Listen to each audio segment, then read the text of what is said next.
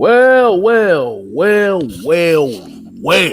Ladies and gentlemen, boys and girls, we finally done made it to the Friday Night Madness with AFN. Hey, this your boy, KSTYLZ, the sixth man. Hey, appreciate the love. And look who we got to the stage left on my side over here is Mr. Mike Sports, the mad scientist. You already know what it is. Like I said, had a little technical difficulties, but we finally got this thing out the way right here. I hope everybody's doing okay that's tuning in to this show tonight. We got plenty of people in the chat already. What's going on, Mike? How we doing? How we doing this evening? Hey man, doing all good, man. Doing our thing. Get this madness, this Friday Night Madness going. We'll start this mug off properly.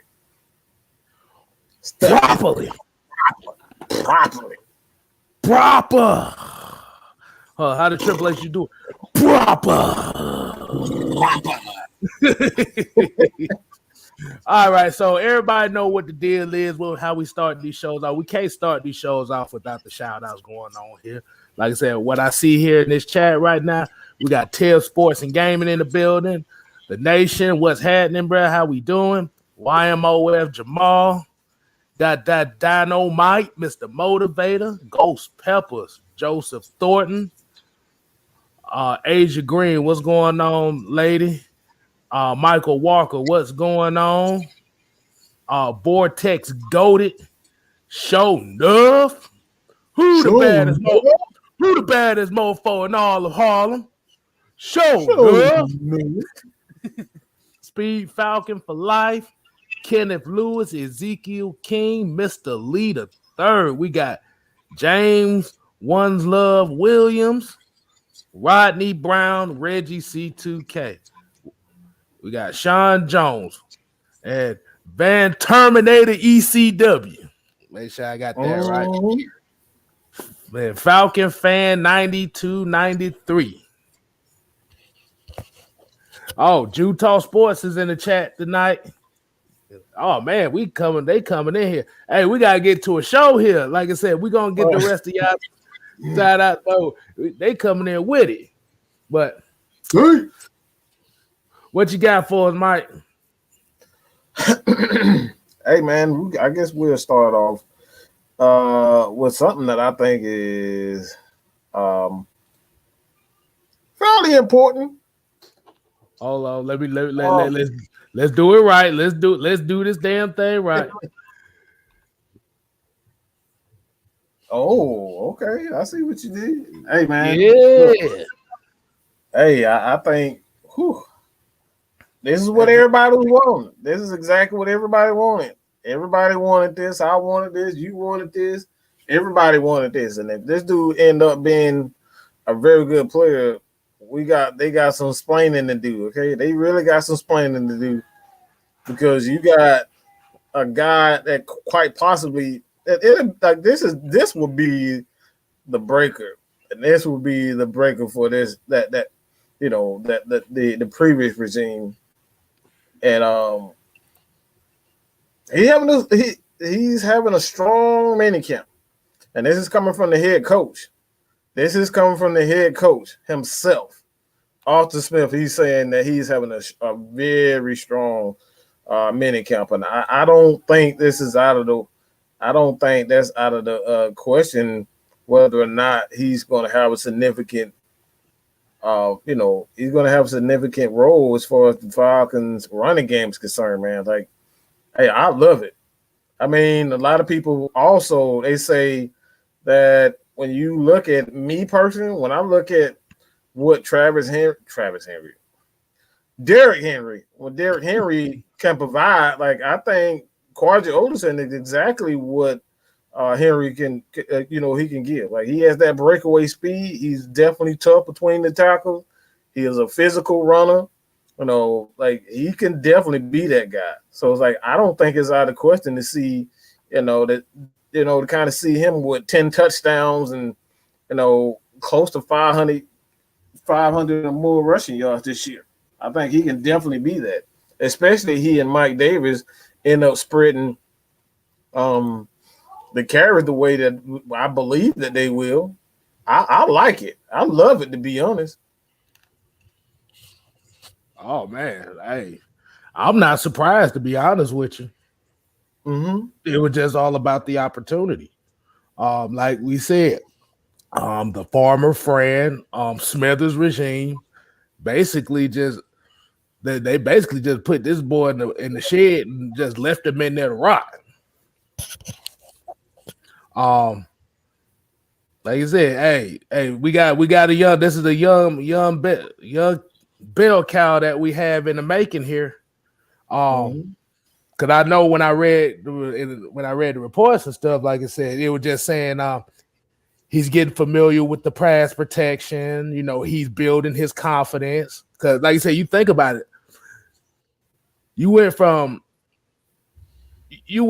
a year before last, where you ran for about 300 and damn near led this team in touchdowns, to the next year to where you sitting there carrying equipment every week. You're not even getting a chance on the field. That thing, they say he had like one snap all of last season. So it's that antsiness of wanting to prove himself and prove to this coaching staff that, hey, coach, I can play. Let me get some of these reps. And like you said, we know Mike Davis is going to be the starter. But the thing is, that's what these mini camps is for. These mini camps is to build this confidence. And bro, you just, like I said, you just got to steal. Like I said, this is a steal. We just wanted him to have that opportunity. This is what we've been waiting for. Hashtag about damn time. Like I said before, man, like one of the things we all know in football that you have to have, and this is something that the Falcons is just try to pretend as if it doesn't matter, and this is one of the main reasons why we've been labeled a soft offense. This has been a prissy, soft offense. There's nothing physical about these teams except for, Julio Jones and the offensive line occasionally. All these guys want to do was sit back in pass protection. I really think one of the most, like, what made even the 2016 team, 98, 99 team, man, I think one of the most underrated aspects of winning is that physical style, like that physical presence. Like we had that Jamal Anderson, we had that 2012, you had that Michael Turner, and that 1-2 punch with Tevin Coleman and Devontae Freeman.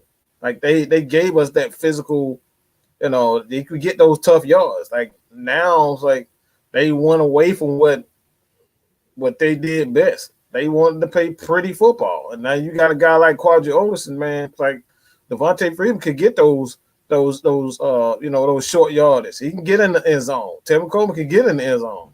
So like now you have a guy like Quadri Olison and Mike Davis, man. Like we're gonna have guys that can get physical.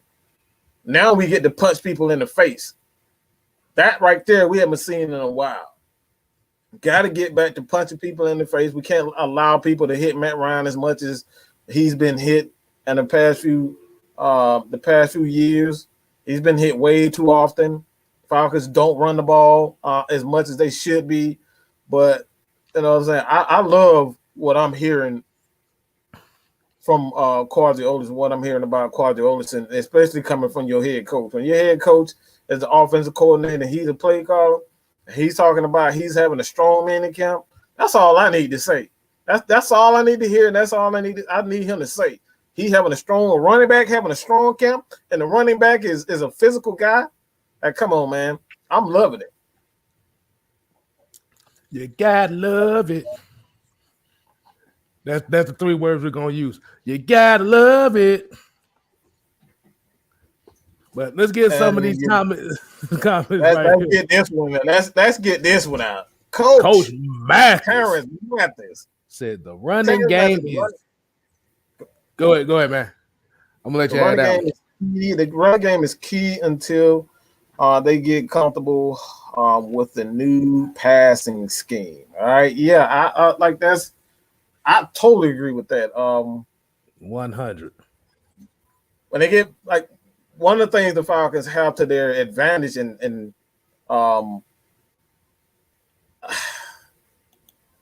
they have disadvantage. The reason why I say a team like the Falcons, I think they will definitely get off to a hot start, a fast start, because teams don't know how they're going to run. They don't know the Falcons' running schemes. Oh, they're going to go back. They're going to go back and watch Tennessee. We don't have a Derrick Henry.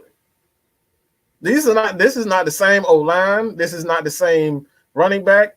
And from what I've heard from him, he's not going to run the same. He's not going to run the same, the same routes. He's not going to run the same scheme for the most part. He's going to use these running backs to the best of their ability. And that's something that we've always said. Like, don't use the same strategy and the same scheme for the same players. That's something that, Dirk Cutter, he wanted players to fit inside his scheme instead of adjusting his scheme around the players. And that's why I'm so, with guys like Hawkins, you got Javian, you got guys like Mike Davis and Olsen. Those are two, even Cordero Patterson. Like, those are a bunch of guys that you're gonna fit into their ability, and you're gonna run plays when they get in. You don't know, like I said, you don't know what you're gonna get. You go to a full house, like I said. I was talking to this about my a couple of friends, and I was talking about what if the Falcons come out in a full house. They come in a full house. They got Mike Davis. They got Hawkins, and they got a guy. Not Hawkins, but you got Cordero Patterson, and you got a Quadri Olsen in on short yardage. What the heck? Like, anything can happen at that moment. Anything can truly happen. You know what I'm saying? In short yardage, you got a guy like Kyle Pitts and Hayden Hurst. Kyle Pitts can motion out wide. Like, it's so many things you can be able to do with just the backfield, because the backfield, these guys had different skill set. And you got a creative coach with Arthur Smith. Man, like I said, man, man, the running game is I think they're really going to start off. I think they're really going to start off hot as far as the running game is concerned, man, because I'm hearing good things even about, Matt Hennessy, Chris Lindstrom is Chris Lindstrom. Even you got why I want to say Josh Matthews. Why I want to say Josh Matthews? I don't know why I want to say Josh Matthews. Josh Andrews. Josh, I don't know why Josh Andrews. He right now he's looking good at that left guard spot, so he might be right there when it came down to Matthews and Josh Andrews, playing together. So I think the running game is definitely going to be key until Matt Ryan find that chemistry that he needs with Kyle Pitts, because if he's on the same page with a guy like, I think he's going to ride Hayden Hurst, I think he's going to ride Calvin Ridley, but when he finds that chemistry with Kyle Pitts, if he finds it early, man, it's like, I think this team is really going to go off on I think they're going to go off on the tangent, man. Hold on, I might have a little guess. Let her get a little shine in right quick. Oh, really? She got green on, so you ain't gonna be able to see her. Never mind. Hey. Man, I got the screen the back, so she can say hi right here. she gonna look like the Invisible Man right here. But yeah, like Coach Matt said here, man, so many weapons to play with, and. Hold on, let her get it out the way. There you go. I get invaded by kids. I get invaded by kids on Friday Night Madness. This is what this show is about. But I'm glad we got Friday Night Madness, because we get to debut the brand new Run the Damn Ball sign. Y'all ready for it? The damn ball. Run the damn ball. Right. Run the damn ball. Mm-hmm. That's what we need. Like I said, we're not gonna have a Julio. I know everybody, these media folk keep talking about, oh, we ain't gonna be nothing without Julio. We don't need Julio. We run the damn ball. Mm-hmm. We use the play action game.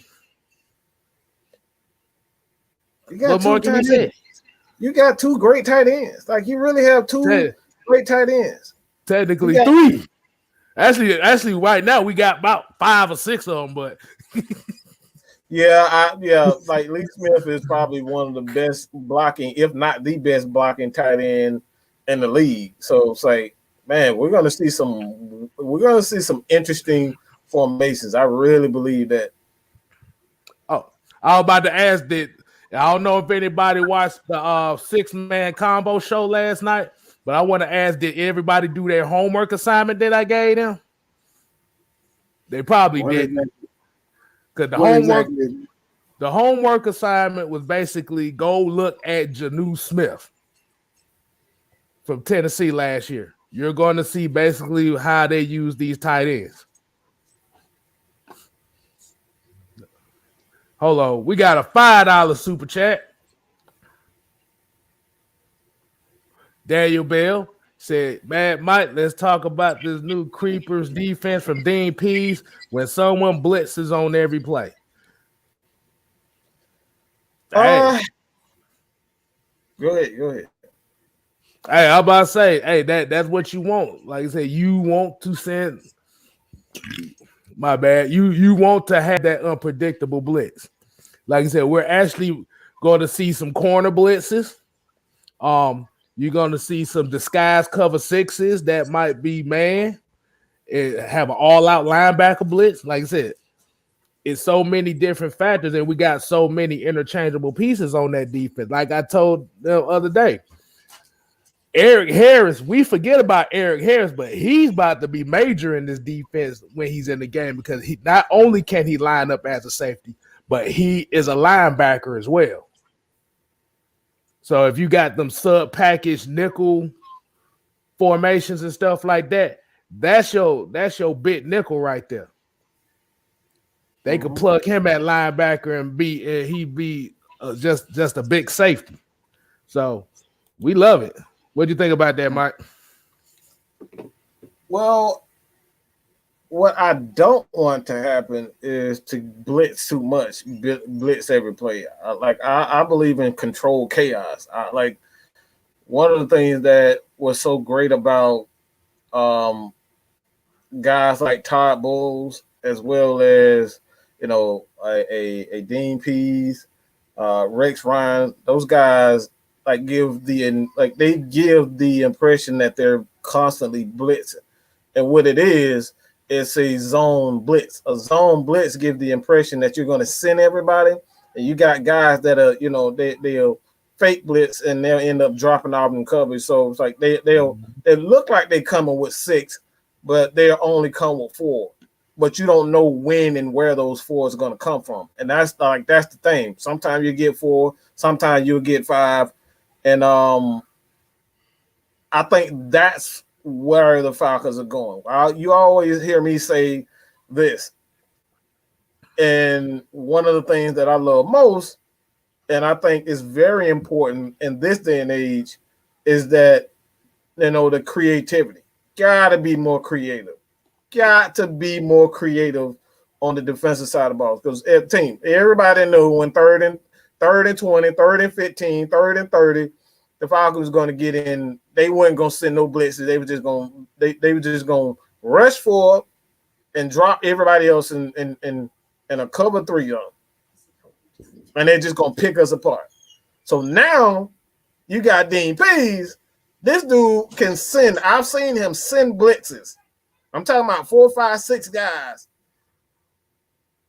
with 4 guys, and he'll send 6 people, but he'll have 4 guys on boundaries.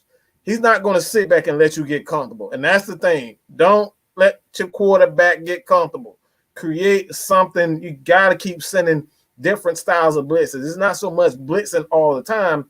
You got to continue to do different things.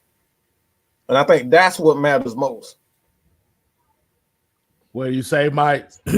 You punch him in the mouth. Don't let them hit you Punch first. him in the mouth. Yeah, you can. You gotta get him. But let's get into some of these comments right quick, man. Like I said, Dexter Simon here, he said he think the screen game would be awesome with Cordero Patterson. Like I said, that's another element in the game. I mean, we had guys we could run screens with last year, but we didn't have the play calling to do it. For whatever reason, he decided it wasn't necessary. That's something that we didn't need to do for whatever reason. Farmer friend. Like I said, Harrison talking about keep them guessing. Yeah, I mean, yes, you want to keep them guessing. That's what Mike said about the controlled chaos. It's not so much, like he said, it's not so much of setting blitzes every play, but it's certain cases where you might start off with a blitz. Then you might get a zone blitz on third down if you stop them on third down instead of the cover 3 situation where it was coverage, sack. I mean, blitz, prevent. Basically the Sukihana Amber Rose slut walk defense. That's why we called it that. Because they just get hit. That's all they did. But Mr. Motivator said who should be starting lineup. Although, is that a basketball question or is that a football question? but like I said, we get to that. We'll get to that a little bit later on that one. Then, like I said, everybody watching the Hawks game too. And like I said, we appreciate y'all joining with us and watching that. Right. Michael Wolf said days of a vanilla defense is gone. Yeah, because you can't be having opposing quarterbacks having press conferences talking about we know exactly what they about to do as soon as they right. I don't know how many times we heard that. I don't know how many times we heard that over and over again. Is that? Oh yeah, ATM said the one best thing that we've been saying all last year: don't run away from what's working. That's it. That's it right there. That should have been the hashtag all last year. Don't run away from what's working. So let's get into this next one right here.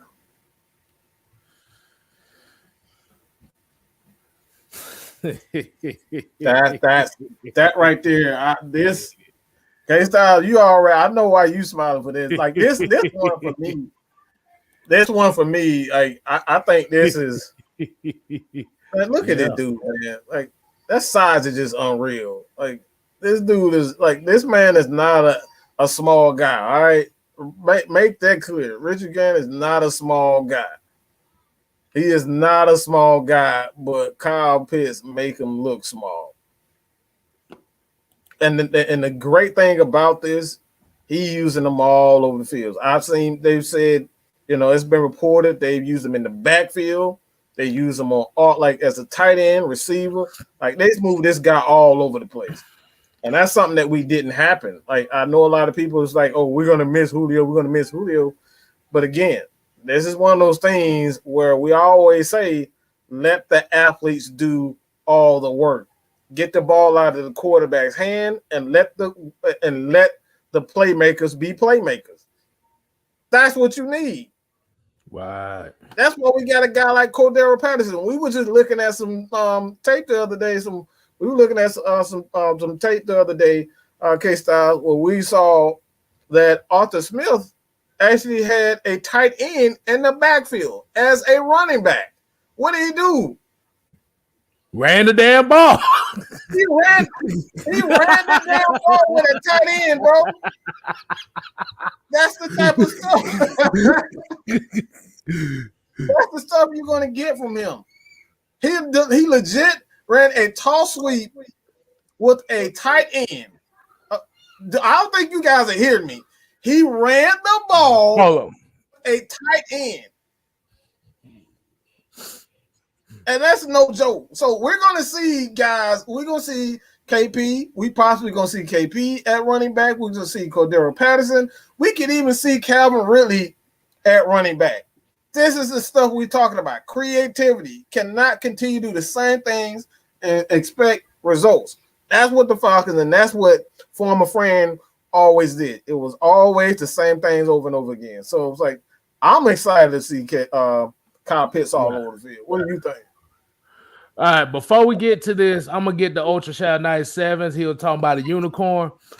I'm going to tell you right now, I'm not finna call Kyle Pitts the unicorn. There's a reason why I'm not calling him a damn unicorn.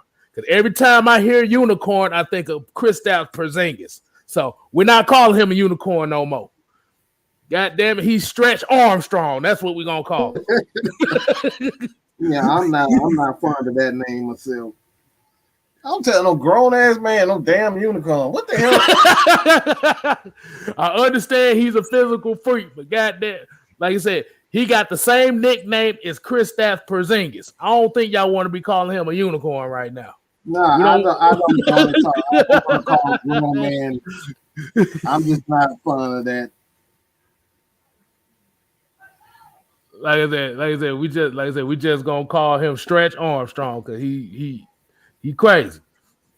But what I think about it, I love it, man. That's why I said, like, picture this, like when you're a defense looking at the offensive huddle and you're doing your counts, and it's like, there's 3 tight ends out there. You see Hayden Hurst, you see Lee Smith, and you see Kyle Pitts. And you might see Calvin Ridley out there. So there's 3 tight ends, 1 wide receiver. And the crazy thing is, you thinking it's a run-heavy formation, then they coming out in a whole passing formation. Because when you see 3 tight ends, you automatically going to go to base defense. This is the stuff we talk about, like you said. Then you got Cordero Patterson, who is another X factor back there as well that we talk about. You add a different dynamic. I mean, Kyle Pitts in the backfield, because this is kind of what San Francisco does with George Kittle. This is what Kansas City do with Travis Kelce. They line them in the backfield too. Mm-hmm. They're not always on the tight end spot. They're not always at the end of the line of scrimmage. They might be flexed in the flex formation, or they might be in the backfield setting up some different plays. Like I said, you can get a middle screen with a tight end coming out the backfield. Mm-hmm. You can get a jet sweep with a tight end if need to. Absolutely. Like you said, the creativity that, like I said, we are done with the days of the 10-yard hook routes with Keith Smith on the outside. Right. So that's what this offense needed, especially as a boost of energy, is just a whole different mentality, a whole different feel to it. Mm-hmm. That's all I would say on that one. That's what I like. Like I said, man, creativity. I think that's where the NFL is going now. More so, it's like I don't think it's going to be one particular scheme that's going to dominate the NFL anymore. You have to be able to use all formations and not be afraid to use these guys in different ways. You see the pistol. You see Baltimore, they use the pistol. They use the pistol formation a lot. You know, a lot of teams are going back to the old, that college, field where they're not just using. I mean, I wouldn't say college. Even in college, they for the most part, these guys stay in the pistol shotgun formation. Like they run that a lot. So it's like I think more so today's NFL is getting to the point where you have to be able to mix everything up because these guys are just getting bigger, faster, stronger. So you can't just solely do one thing. And I think that's what the Falcons are definitely going at. So let's get to the next one. And I think this kind of be really interesting. Lay right into it. I think this is going to be. I really like this. According to Kyle Shanahan, one of the main reasons why they didn't go in under Julio Jones. A lot of people were saying that Julio Jones will end up with Kyle Shanahan. They say Matt Ryan will end up with Kyle Shanahan. A lot of former Falcons will end up with Kyle Shanahan, but Kyle Shanahan pretty much came out on stage. It's like the reason why we didn't make an offer is because that's $60 million, $66 million. All right, and why is this significant? If you don't know, you've been on a rock. Well, the Falcons had Tennessee take on not only the contract, they took on the contract, but they got a second round pick on top of it. So like that right there is a steal, in my opinion. That right there is a steal. I think your boy, I think he's gotten a lot of unjust I think he got a lot of unnecessary criticism because a lot of people saying, "Oh, this Julio, this is a Julio. How can you not get a first round pick?" Well, if teams are not going to pay, they're not going to take on that contract. On top of it, give you a first round pick. You got to pick and choose. And some players, some teams, even at 32 years old, if he was a younger, maybe you can get 4 or 5 years. But at this point, I'm not sure you can get a 4 or 5 years of a prime Julio Jones. I think he's past his prime. Is he still a great receiver? Absolutely. But I think he's past his prime. And you're not going to give up both. You're not going to give up a first round pick and you're going to take on that contract. Like, that's just foolish. So I think what Terry Fontenot did, man, he's already off to a good start. I think he's off to a brilliant start. And the fact that Kyle Shanahan and those guys in San Francisco, they rebuilding, they could definitely use a number one receiver to go along with Kittle, George. I think it was a highway robbery. I'm just gonna be real. I thought what Terry Fontenot did was highway robbery. He did a great job of not only getting rid of that contract, but he got something on top of it. So it's just highway robbery for me. What do you think is that? Yeah, cause what happened now with Tennessee is, I don't know if a lot of people found out, but now it forced Ryan Tannehill to restructure his contract to compensate for Julio Jones. So now, for what it looking like, his cap hit is definitely going to hit real seriously right around when everybody's looking up for a contract. Like I said, this is one of those moves where they're looking at the name and not the situation. Right. Remember, the 49ers pretty much gave up an arm and a leg to get Trey Lance, so they wasn't going to have the draft capital to really compensate for that deal. But like you said, you're not going to take that chance when you ain't got no money and you sitting here trying to make scraps for trying to make something out of shit. It ain't gonna work.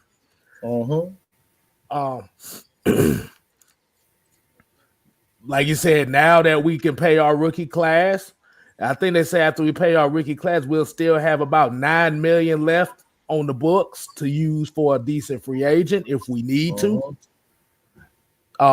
Unless it's going to be a veteran that can help bring in the young guys on defense, I wouldn't even touch that money and let it roll over the next year. But that's what we've been saying the whole time. It wasn't about the it wasn't so much about being in our feelings about Julio. That's what we said. You have to follow the money. The money says everything. And the King here said his team offered a first round pick, but the Falcons declined. Yeah, that's because the Seahawks were not willing to take that contract. That's what we're saying. You gotta that was the whole focus. That was the whole goal, was to move the contract so we can sign the rookie class. Because you would rather take a cap hit of $7 million this season instead of doing the other move that everybody wanted them to do and take a $65, $66, $67 million cap hit. And that's the biggest thing. And you know, want to kind of go back and answer that question. Like a lot of people's like, what are you talking about? Julio Jones past his prime. Like I think you guys got things all fucked up. Like, excuse my language, but you got everything all fucked up. All right, we're talking about a prime Julio Jones who was putting up 1,800. All right, he could have easily beat Calvin Johnson record, but you know what I'm saying? Like the dude had like 138 catches, 18. Like, come on, man. Julio not doing that anymore. He's not doing that anymore. It's like the dude, 32 years old. He missed half the season last year. Why people keep forgetting this? He missed half of the season last year with an injury. All right. I know Julio Jones is one of the greatest of all time. All right. And a lot of people feel as though he is the greatest of all time. It's like he missed over half the season last year. Why did he miss over the half? Because he was injured. Julio Jones putting up 13, 14, 16. Maybe he can put up 13. Maybe he can put up 12. But now he has to share the ball. He got to share the ball with a guy like A.J. Brown. That's sharing the ball. So it's like now you got Calvin Ridley, Julio Jones. You know, you had those guys for like 1 year, and both those guys had about 1,300 apiece. You know what I'm saying? That's over half the Falcons passing yards there. So now you got, a guy that I don't think is nowhere near as talented as Matt Ryan at the helm. He's not nowhere near as accurate as Matt Ryan. He's nowhere near as confident as a Matt Ryan in that pocket, as a pocket quarterback. So Julio's going to take a step back. A lot of that, like one of the things too, that you go back and look at, the Falcons. When you look at Matt Ryan's deep balls, like Matt Ryan throws the deep ball well to everybody on the team except for Julio Jones. Why is that? Because he doesn't practice. Practice makes perfect. Gotta have that chemistry. Gotta have that time. So to expect Julio Jones to come up and put up 1,600, 1,800 yards at 32 years old, I mean, come on. Who are you kidding? I don't think there's been any cornerbacks, but wide receivers that have done that. I'm not sure if Randy Moss did it, but I don't think there's many wide receivers that have put up 1,600, 1,800 at 32 years old. You guys actually think Julio could do that? I mean, if he stays healthy, absolutely. But that's a big if. I don't think we have to, like I said, that we ain't gonna too much worry about Julio too much more. But like I said, we just want to talk about that real quick to let y'all know, as far as this is what these teams was looking at. It wasn't the talent, it was the money. Right. And like I said, we don't really worry about Julio no more. Like I said, we gotta worry about the guys we have right now. And Mike, I know you probably want to get into the next topic we want to talk about too. Yeah, I think this actually by us what we were just talking about. That's exactly what we were saying. That's exactly why I said that. Like I said, it leads to this. It's again, it was not a like. The thing is that it's about sharing the ball. It's about sharing the ball, and this is one of the things when you look at being a receiver, you have to learn these types of things. But when you go back, let's go back to the title. Russell Gage talks wisdom he gained from Julio Jones, and one of the things that I think is significant with the Julio Jones, he pretty much stated. You got the quote, KSTYLZ? I ain't got the quote verbatim for the screen, but he said is, I'm summarize it. He said he know with Julio gone, I need to step up, and that's the challenge that I'm willing to take. And that's all like I said, that's all you want for, because like you said, we're not going to have a Julio. Julio Jones is a talent that the NFL doesn't see often. But You can replace, like you said, Mike. You can replace the stats. You just can't replace the player. Mm-hmm. And that's one thing for me too. Like I said, you can't have you like my thing is too. When you go back and you look at one of Julio Jones' best career as far as stat wise, you go back and look at that. Like he had a terrific year. He had like 138 receptions, and then he had what 1,800 in 2015, 1,600. Like dude had a crazy year, but it was one of our worst years as an offense because Julio was the only one that we had on offense for the most part. So it's like they didn't have a lot of chemistry. So you got a wide receiver like Julio Jones who could put up those numbers, but putting on those numbers, that means you getting work. You getting targeted. You're always the center of attention. At 32 years old, you really think Julio Jones can carry a team? I don't think so. I don't think he's at that big where he can carry a team. And like, let's be real. The reason why he wanted out is because Julio Jones he couldn't carry the team anymore. There's no other reason why he would go to another team or want to be with another team. You know what I'm saying? Because nothing in the NFL is guaranteed. He went to Tennessee, and they chose Tennessee because they got a running game that they can lean on. Derrick Henry is going to receive a lot of carry. And all Julio has to do, what he's been doing, is sit back and chill and block for the most part. Right. And that's what, and then, like I said, that's one of those situations that when you look at that Tennessee offense, they're going to say, well, you have to double team both receivers or load 9 in the box. I'm not putting 9 in the box. Like I said, I'm going to let, people will say, yeah, I'm going to load 9 in the box to see if Tannehill can beat you. But if you want to frustrate those wide receivers, hey, don't load the box. See if Derrick Henry can carry it by himself. Because one thing a lot of people don't realize about Derrick Henry is, like, he gets the yardage, but this is what we're talking about. That was going to be the big difference. January, February, right around January, like I said, you got all them carries on your body for that season. You start to wear down. We got 4 running backs. Like you said, we're not going to have 1,000-yard running back. We might, but that's not what the whole purpose of it was. The purpose is you're going to have 4 running backs that's going to play significant time. But get back to the Russell Gage thing. Like I feel like he's up for the challenge. I mean, he's basically, when they say starting from the bottom, now we're here. That's what this guy is. Special teams. Got an opportunity last year. I feel like I call him Kamikaze Gage for a reason, because you don't know if he's gonna get knocked out to play or not. But he has the toughness that Arthur Smith loves. And like you said, with Julio out the door, now we get to see that toughness, more percentages in the plays and stuff like that. This is your slot guy right here. That's your slot guy. Mm-hmm.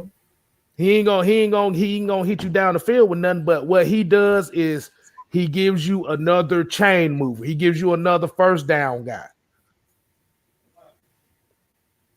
And I see Virgo Life said the offensive line is suspect. That's why this. Hold on. I want to get this right quick.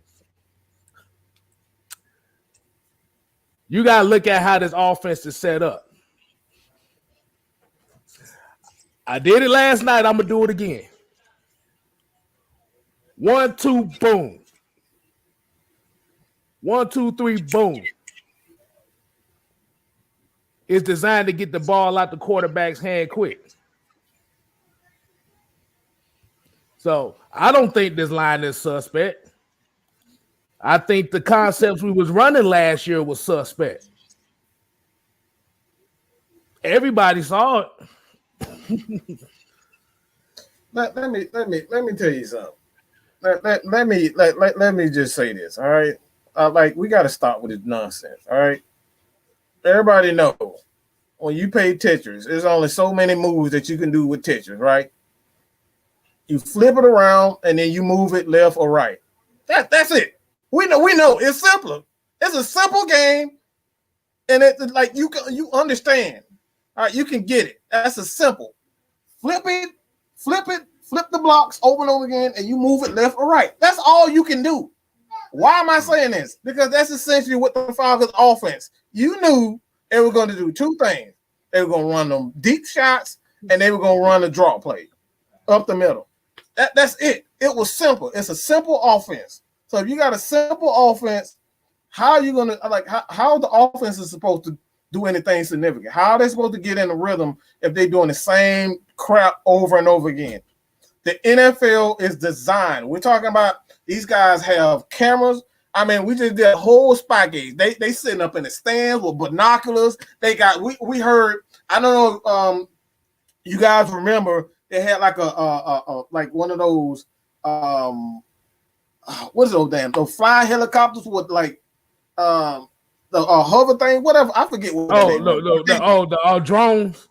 Yeah, they had the drones. And they were spying on teams. Like the Patriots had drones and stuff inside of their stadium.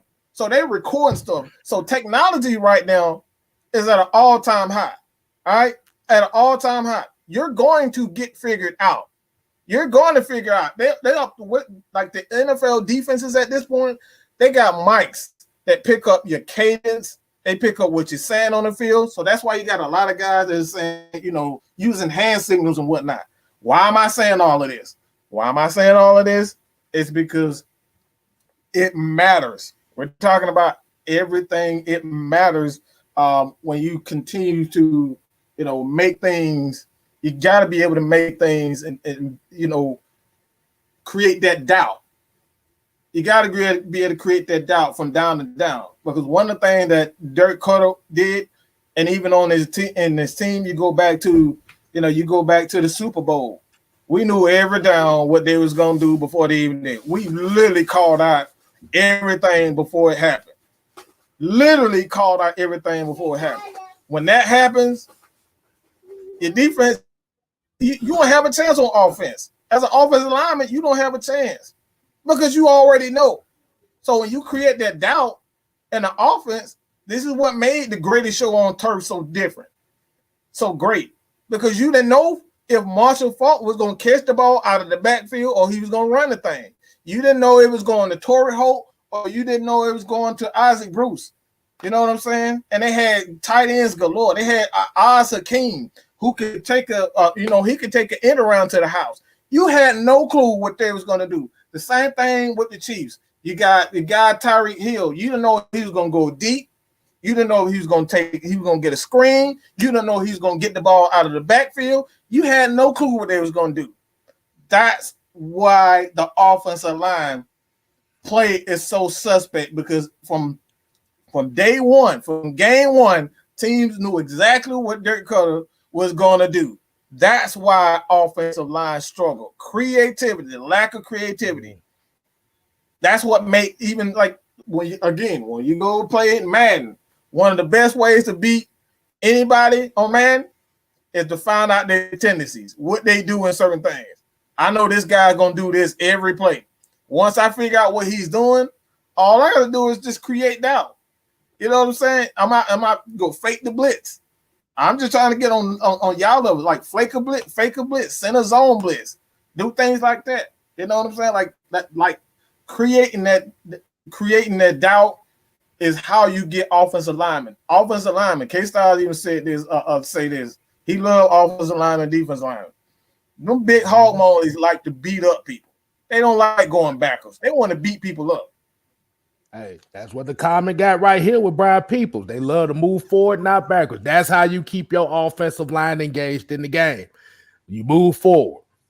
I don't care what nobody says. You got these people out here talking about the quarterback position is the most important part of the field. The skill players are important. The DBs, and say, no, your trenches is the most important part of the game.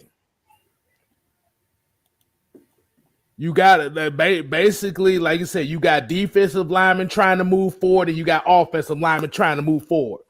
Somebody's got to break. And if your offensive line is going backwards all the time, and like I said, you better have a quick passing game, because if you're going downfield 40, you doing intermediate, the downfield passes 20% of the damn time, you're most likely going to get sacked. Mm-hmm. Like I said, I got offensive line here, I got defensive line. Our offensive line is trying to go this way. Mm-hmm. So that's why we said, I'm going to repeat it again, run the damn ball. And Isaac Crimes here agrees with me right here. He said the game is won in the trenches. Mm-hmm. Every winning team trenches is the focal point. And that's what the Falcons' problem had been for the last 5-6 years, was they built outside in. You're supposed to build inside out. Uh-huh. So, like I said, you can say the offensive line is suspect, but if you ain't got the if you ain't got the offense, you ain't got the scheme that can hide that deficiency that you say they have, and just make it easier for everybody, your quarterback is gonna get sacked in that case. Because even in that Super Bowl year, Matt Ryan got sacked a lot. That offensive line wasn't great that year neither. But what they did was they did different things. They booted him out. They did quick passes. They did tight end screens. I just did a stat thing and said the running backs caught 88 passes that year. Uh-huh. So you do different things to compensate for that offensive line. Creativity. That's what we mean by creativity and helping out the offensive line. Yeah. And that also goes in the red zone as well. You got to be creative. You got, like I said, everybody say, well, Matt Ryan's red zone efficiency is not good in the red zone. Like I said, you got validity to that on the stat wise, when you actually look at the tape and look at the plays that's getting ran on the goal line. It's not good. If you run the 5 wides on the goal line, like I said, if you run a pass plays within the 5-yard line and the goal line, the field is already come. That's where the creativity comes. Like I said, that's why Tannehill has a Derrick Henry, because now you have a legitimate threat in the red zone. So now you can build that creativity off of that. You can run some play action boots. You can do a couple screen passes in there. But like I said, you have the threat of the running game. That's where the problem is. In order for you to be creative in the red zone, you have to have the threat of the running game. Mm-hmm. And that's what creativity. That's how you, like, one of the reasons why, like, I know it was plenty of times, like, we got Julio Jones. How many times have you said to yourself, why the hell are we throwing all these damn slants? Why are we not throwing fade routes with these big receivers? We got Hayden Hurst, and we rarely use him in fade routes. You know how, like, when we had Tony Gonzalez, we had Muhammad Sanu. What we used to do? Throw the ball up and let them go get it. Throw the ball up. We didn't do that with Julio Jones. We didn't do that with Hayden Hurst. The lack of creativity. This is what we're talking about. Like, how many times, like, a simple, we've seen this a billion times. And then you're a fullback guy. How many times have we seen Kyle Shanahan with your boy, what's the fullback? Patrick DeMarco. Patrick DeMarco on the goal line or short yardage. He do a play. He come in with a play action, I formation, or strong or weak, and he fake the handoff to the running back, Devontae Freeman or Tevin Coleman, and then he throw the ball in the flat, touchdown or first down, Patrick DeMarco. How many times did we see that last year with your boy, former friend? That's what I'm talking about. You got this man literally out here running flat routes as a wide receiver, as a tight end, okay? And Kstlyz, he running flat routes as a tight end. But he's not doing that in short yardage. That right there is just creativity. Got to be more creative with your formation and with your players. Exactly. So it's not necessarily everybody say, oh, they gave up this many hits, X amount of hits. That's not what it's about. You got to be creative with your offensive line. How many trap plays have they run in short yardage situations? You know what I'm saying? People don't know what trap plays is. You know what I'm saying? When you guard, come around. That's what Larry Allen, and Larry Allen was probably the best person when it came down, best guard of all time when it comes to those trap plays. Because you knew you were gonna get your ass smashed. Okay. Exactly. You knew you were gonna get smashed. So we gotta be more creative with our offensive line. You can't just say, oh, go forward, go backwards. Right. Get creative. Right. Okay, so if those people don't know what a trap play is, it's basically it's the same mentality as a screenplay, as a running play. But basically, what you do is you allow the nose tackle or the D tackle, based on what side, the opposite side of where the guard is, you won't pull it. You let him come upfield, and you let that momentum open the hole for you. That's what a trap play is. It's a trap. Hold on. Hey, am I good? Yeah, okay. I thought I got hacked again. I'm about to say, it's allowing the nose or defensive tackle to come upfield and use his momentum to trap him and open up a hole. That's how you run. Like you said, Larry Allen. Like I said, that's one of my favorite offensive linemen of all time. Bro, Lord have mercy. Nasty boy. Good. He was big, but nobody, and you don't realize how damn athletic he was. Stupid. Boy, you talking about the IHOP king of the NFL for a long time? That was him. Pancakes everywhere. Right. Boy, Larry Allen was a beast.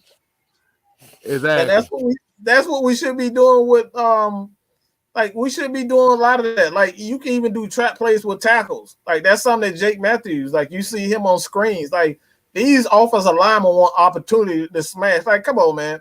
Like how many times do y'all play Grand Theft Auto and you just go around beating up people? That shit fun, right? Just go around beating up people, shooting people, crashing into stuff, blowing up stuff. That stuff fun, right? So violence is fun. Let's be real. Violence is fun, all right? That's what we do. So from an offensive lineman standpoint, if you 300 pounds, 6'7", it's fun to beat up on people. It's fun to hit people. You love to do stuff like that. So take that mentality. You running backwards, you running away from the contact versus you creating the contact. People like to be hit. All right? People don't like to be hit. I love to hit, but nobody likes getting hit. Same mentality. So like that's offensive lineman for you. Exactly. All right, so I guess people are saying Casey Hayward.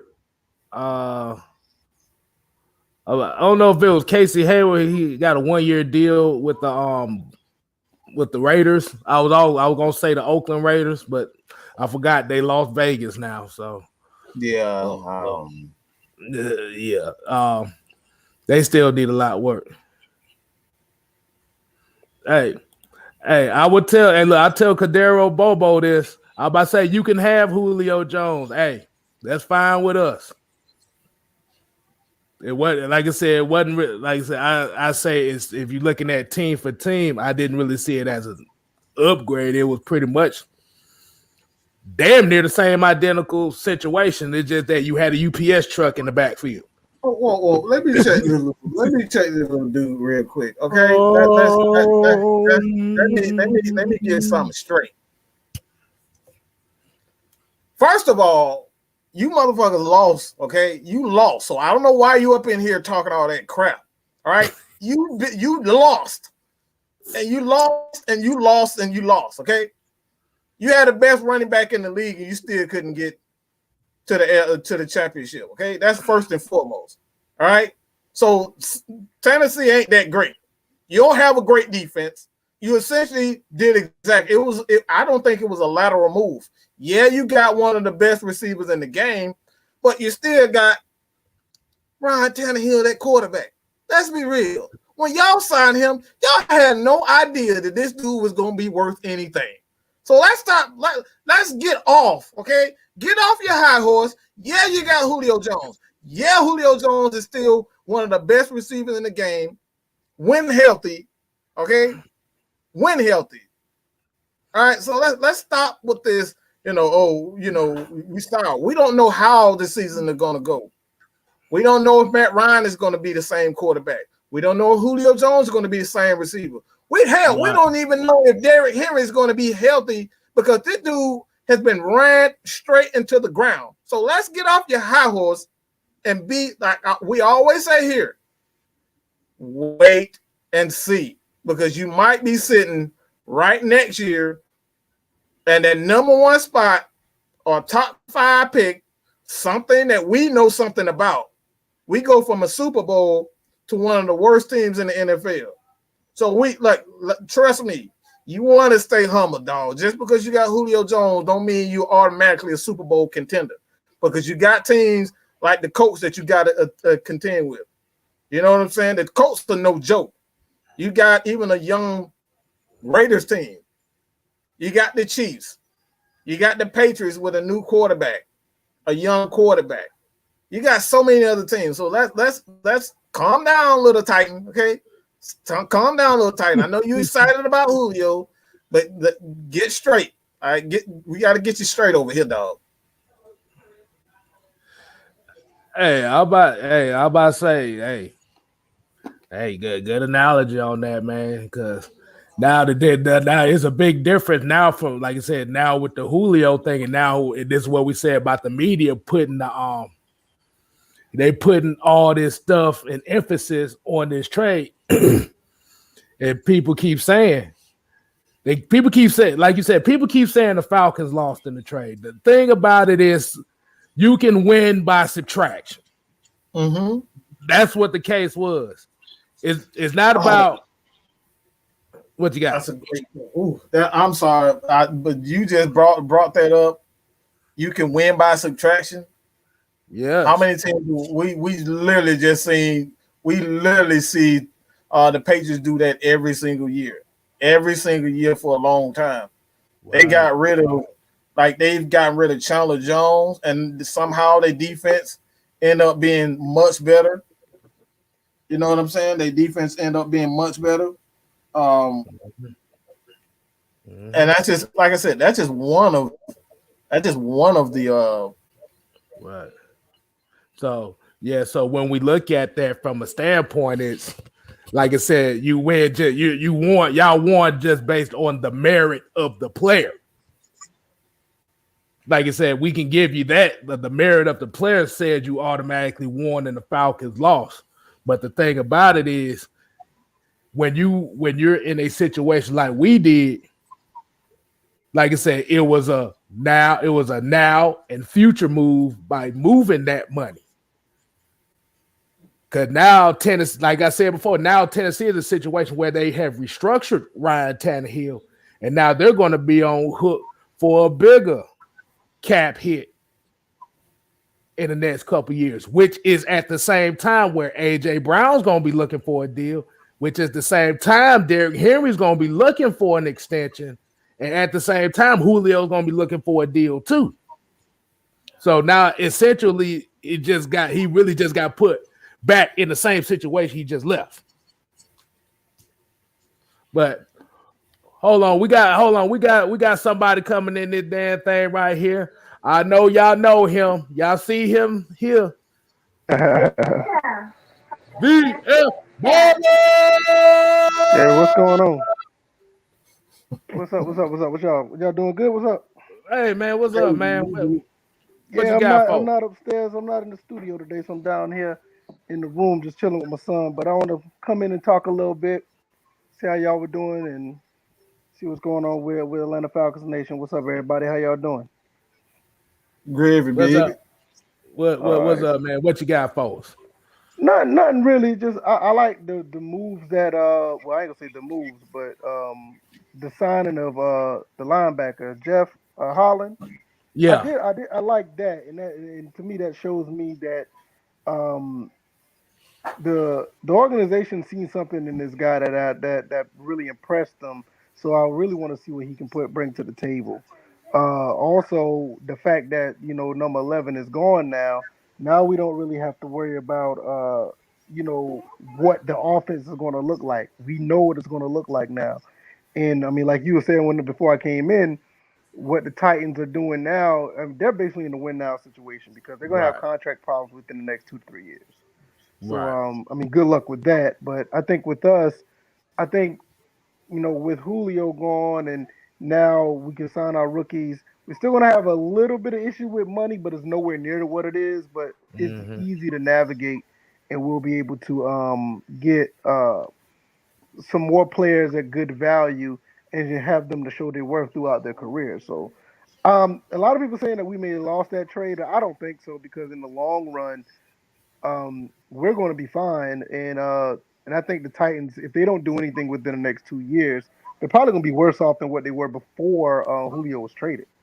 So it's going to be really interesting to see um, what happens with that situation. Not that I'm really looking forward to it because I really don't care about what the Titans do, but I just wonder, is it worth it? Because they have to do something like now, and I don't think that the trade actually helped them because their defense is still horrible. So we'll see how it plays out. Right. Let's get to this $4.99 super chat. My Ricardo. Oh, He said, without Julio, we would be less predictable. We can spread the ball around. And that is another situation that we've always talked about as well. Because when you know Julio is on the field, he's the number one go-to guy. So he's gonna look that way first. Like, hey, But not only that, now you have other players that can move around that actually can fit to be able to move around on the line of scrimmage as far as putting players on the slots and putting somebody in the number 1, 2 spot. You might even have some people doing things in doing end rounds that shouldn't be doing end rounds now because we have a lot of receivers now that are actually versatile to do extra things. Because even though that Calvin really is probably going to be our number 1, he can do a lot more than just playing on the outside. I mean, as well as the other guys as well. So we can do a lot more things. Not just spread the ball around. It's just the formations are going to be totally more dynamic because you don't have a receiver that's strictly that is set for them to be on the outside. I agree. um, this is what I always say, and I want to make this clear because obviously you guys really don't watch us, and if you watch us, you really don't hear us when we say this. This is not a beat up Julio Jones show, right? We're not talking about Julio sucks or anything. What we're saying with a guy like Julio, you can fall in love and be infatuated with a superstar. Julio Jones is a superstar. Why am I saying this? Why is this significant? It's because now on third down, when you got 35 and you got a guy like Julio Jones, an offensive coordinator, it's just like instead of giving it to a guy like let's just say a Hayden Hurst who has excellent hands, a Calvin Ridley who has excellent hands, a running back that can come out of the backfield like Ito Smith back in when we had Ito Smith, he can catch the ball as well. You fall in love with these types of players. You just want to see these guys. You want to see Julio do his thing. You want to see LeBron, do his thing. You want to see Kobe do his thing. You want to see Michael Jordan do his thing. So you fall in love with these players. So in 35, instead of looking at a guy like Hayden Hurst, you're looking at Julio to make every single play, and you're drawing up plays to focus solely on Julio Jones. So when you don't have a guy like Julio Jones, and that's what you're saying, it forces you to be more creative because you don't have that quote unquote unicorn. And I hate that I don't like calling a grown ass man a unicorn. when you had that guy like that, you know, it forces you to do different things. And this is why I always say Kyle Shanahan is one of the most brilliant coordinators in the league, because he can get the ball. He can get the ball to guys like Levine to a little wide open. You know, I know you guys remember that when he called that play, he kind of leaked out and he wide the freak open. That's what we're talking about. That right there is more creativity when you have guys that you have. It forces you to be more creative. You know, when you don't have a Julio Jones on your squad. So like this is what we're talking about. You know, as far as like being more creative, having to, you know, getting rid of a guy like Julio Jones. Because another thing with Matt Ryan is a guy. You go back to Boston College. Nobody knows who the hell he even threw to in Boston College. I still don't know to this day who the hell he was throwing to in Boston College. But he put up numbers, though. That's what he does. He spreads the ball around. So Matt Ryan is not going to miss a beat. I don't even think the ball to a spot. I don't even think any of those receivers that he had at Boston College probably even made it to the NFL. I don't even know who the fuck they were. Right, that's what I'm saying. Like, I don't think none of them made it to the NFL. But I want to hit this question right here. Jack Kennedy said Atlanta's going to be hurting after the trade. I guess why not work it out with an all-time Atlanta leading wide receiver? You can't work it out for a guy that's been wanting to be gone for 3 years. Yeah, I think that's the thing that people don't realize. People don't understand that he did They not don't. be what you gonna do with somebody who don't want to be on the team? I don't care how good they are. What you gonna do? Like, I don't care how good you feel like your significant other is. If they don't want to be with you, what you gonna do?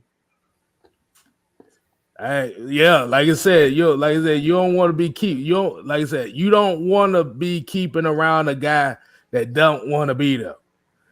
No matter how. Yeah, right. It's understandable if they was being mistreated or whatever. But Julio said himself, he don't want to be. So what you gonna do with that? Exactly. So, yeah, like I said, it ain't even just because of this losing season. Eventually, what it said was he's been wanting out of Atlanta before he got that extension, and that's all we're gonna say on that. Like I said, Tennessee can chant Julio all they want. Only thing we gonna chant is run the damn ball. That's all we gonna. That's what we gonna be chanting. Yeah, and I just think that now you'll get to see a team, you know, be a little more diverse with distributing the ball around and being more creative.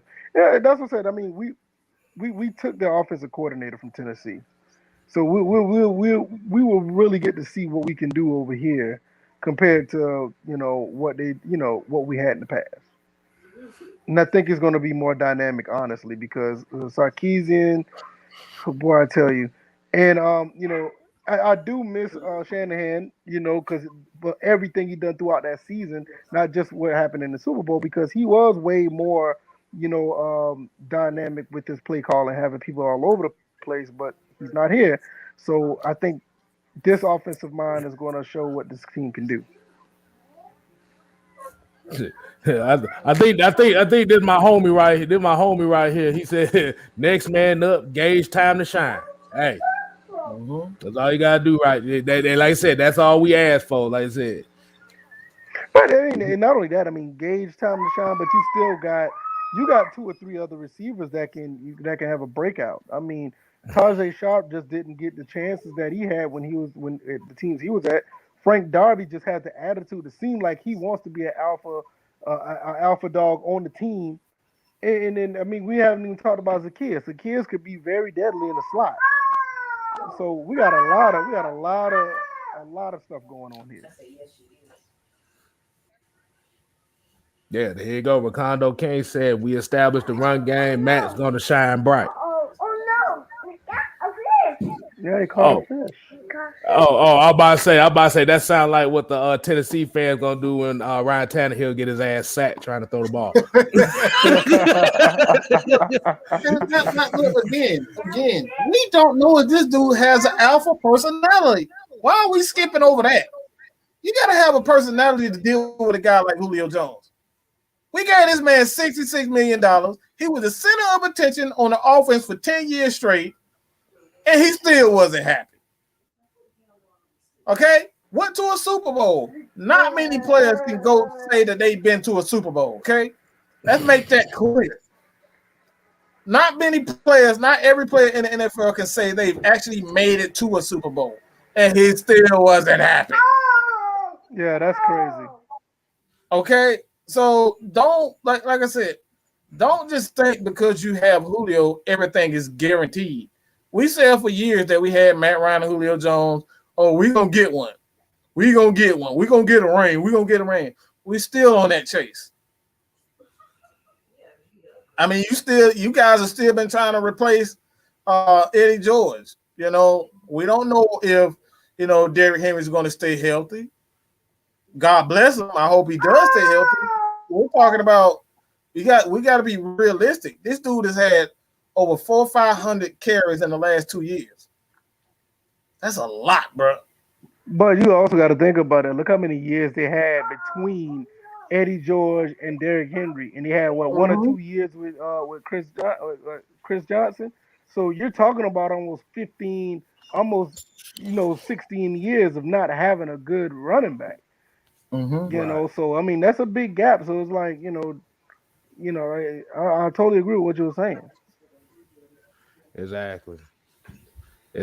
So, like I said, you're privileged to have the guys that you have, but at the end of the day, you can say Matt Ryan got all the stats but no ring.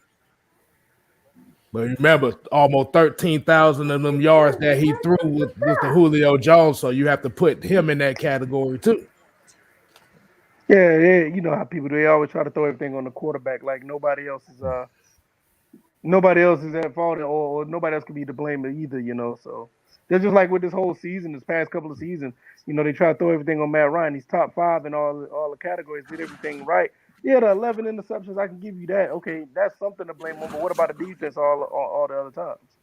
Right. I mean, he don't play defense. Right. Because like I said, you have to look at the team aspect is going to tell you everything that needs to be known. And I saw the king. I saw I was about to say because I saw the king. I saw the king in here. He was saying that like with the Seahawks, for example, like I said, their defense has been terrible. Their offense has been terrible, but they've been going to the playoffs. Like I said, you can give them credit on that. But like somebody told them before, once they stop running the damn ball, their playoff successes has not been the same. Right. And you have to look at the problem with the Falcons as well was once we stopped running the ball, the Falcons started struggling. Yeah. Every team that wins has some semblance of the running game. This is why we put the emphasis on the run the damn ball, because you need the trenches. You need the running game. That's how you take pressure off of your offense. Right. Totally agree. And I mean, and that's the thing is like when you get not able to run the ball and you become one dimensional, it just doesn't work that way. Right. Hold on, we got another $4.99 super chat. $4.99. Ricardo King came with another one. He said, "What was Tennessee's offense like before Arthur Smith? Losing their offensive coordinator is a big deal." Absolutely. And I don't understand. That's another thing people say. We lost the trade because Julio went there, but you don't know what kind of offense that they're running now. I mean, there's been reports that I think what it was like it's the old Raiders offensive coordinators over there now. I mean, right. Exactly. So I mean, you don't know what they're gonna be. They were running some type of fugazi offense. I don't know what they're gonna be running. Oh, they're gonna be running. Let's throw the ball to Julio and AJ Brown 50 billion times. Right. And that's the thing. You do not want to go away from what got you to the dance. You only want to enhance that. Right. And Jack Kenner came with another one and said our defense had all first round picks last year. They were first round picks from another team that they didn't do well at. So you gotta come with a better one than that, homie. Was it the defense? Really? No, seriously. Was it? I thought it was the offense. I thought it was offense, but I thought it was the offensive line. But Yeah, because once we I got bet. Laquan Treadwell, then they said Yeah, everybody that was starting was a first round pick at one point. Well, right, was a first round pick. I don't think the defense was at all because you look at Isaiah Oliver, he wasn't a first round pick. Kendall right. Shepard wasn't a first round pick. Yeah, most of our defense wasn't first round picks. No, I don't. Not at all. I don't think so. Hell, Grady Jarrett was undrafted. So what is he talking about? But yeah, it was the. But like It's you said, offense. it like you said, it's just one of those. It's just remember what I was saying about the justification of trying to get him out of Atlanta thing. Because I tried to go a whole show without talking about Matt Ryan, but the problem is that the people that don't like Matt Ryan are the first ones to bring him up. So I don't know how many times I don't see it seen in this in this chat. We're talking about Matt Ryan. Like Matt Ryan sucks. Like people, just please get the stick out your mouth, okay? Just get it out your mouth because obviously you like it there. Because I don't know how many times you don't brought this man up. Ain't nobody said one thing. This show is about Julio Jones for the most part, but y'all still bringing up Matt Ryan. We try not to say those guys' name, but y'all still talking about it. But look, let's just be real. All right, let's just be real for a second here. How many quarterbacks in this league that have actually you can say that threw a touchdown in their very first pass?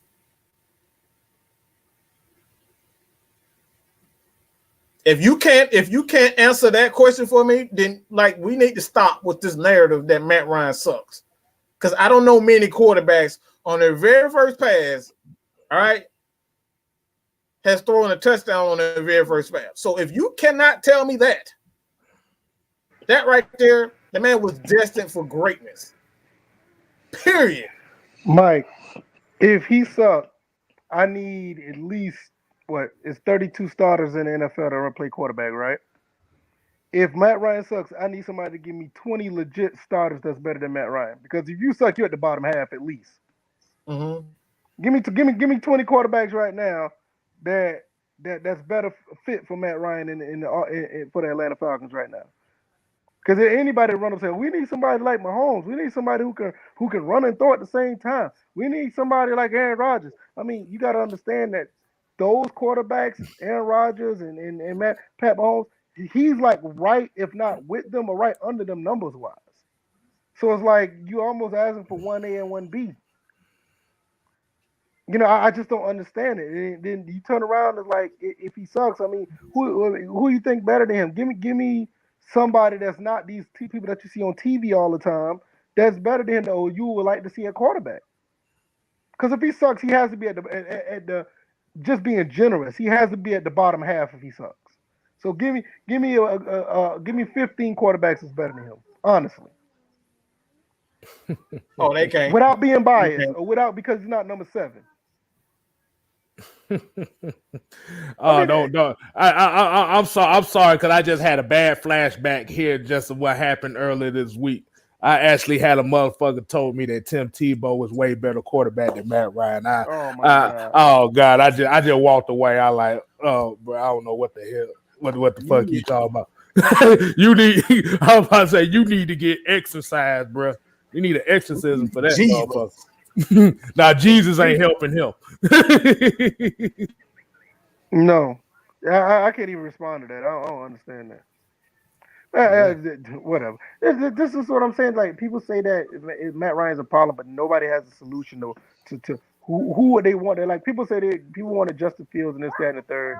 And I get it because he's a hometown kid and this, that, and the third. You make him move around a little bit, but you really trying to get somebody to come in here with at the same time the receiver don't want to be here, so you about to lose your quarterback and the receiver.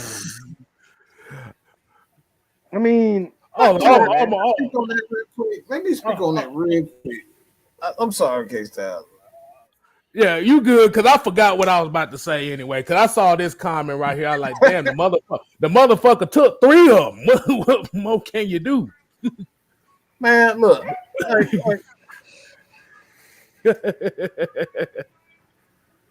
Let's be real. When you look at Julio Jones, I said this to everybody. Julio Jones looked absolutely uncomfortable in that presser before it even got to Matt Ryan and the Falcons. He looked uncomfortable. He looked like he had been sleeping all. He looked like he slept all damn day. He looked like he drunk. He looked like he didn't want to be there. It's something else going on in Julio Jones and the Falcons. All right, let's be real.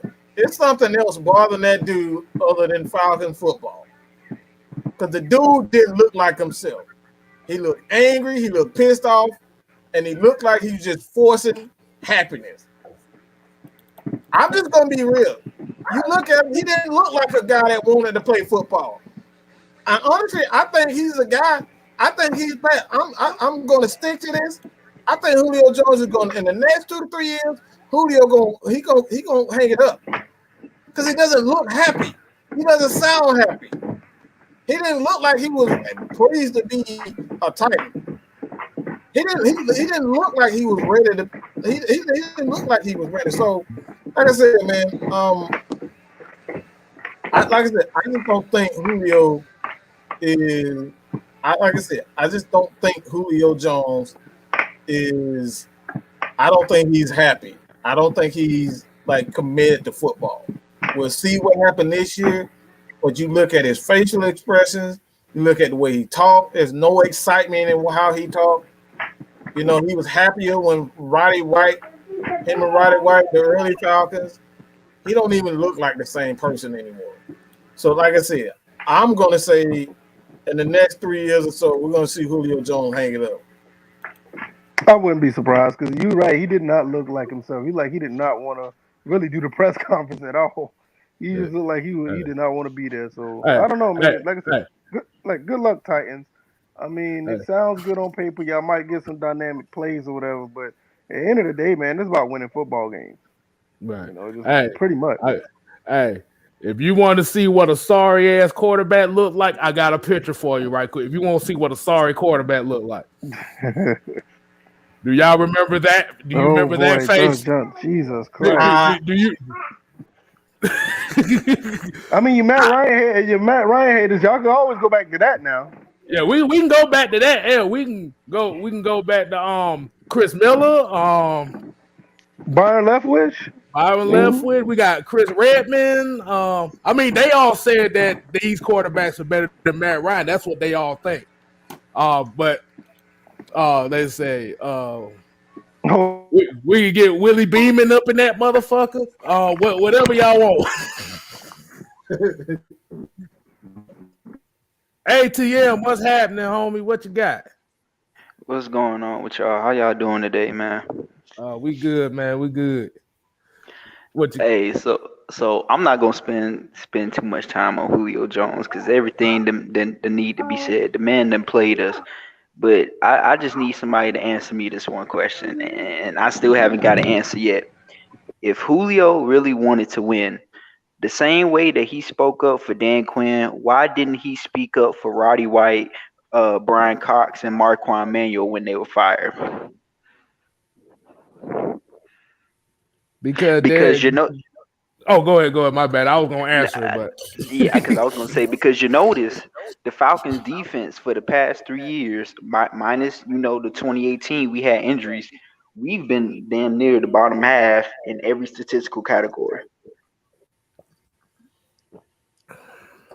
Mm-hmm.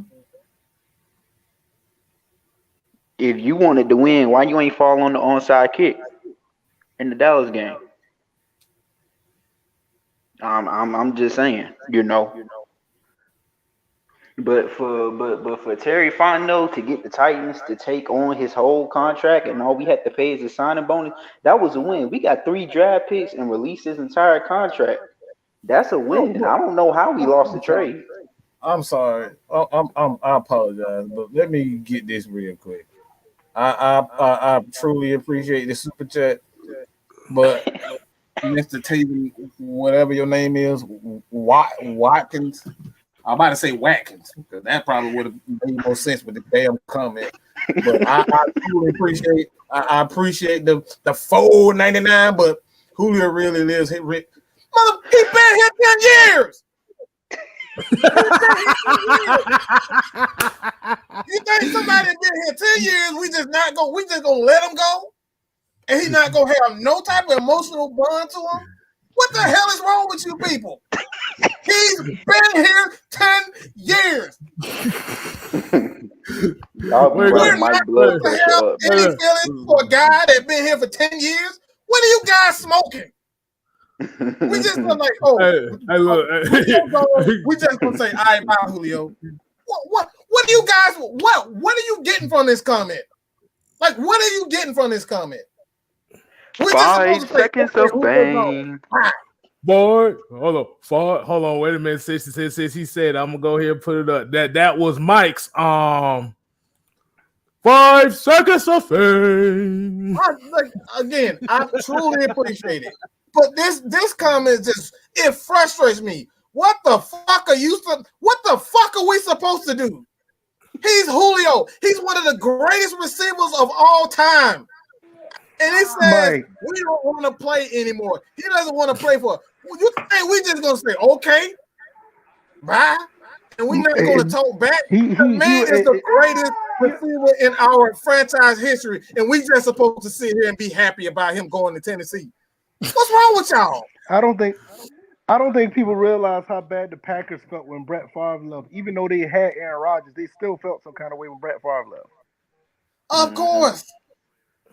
Joe Montana goes to Kansas City. How you think San Francisco felt?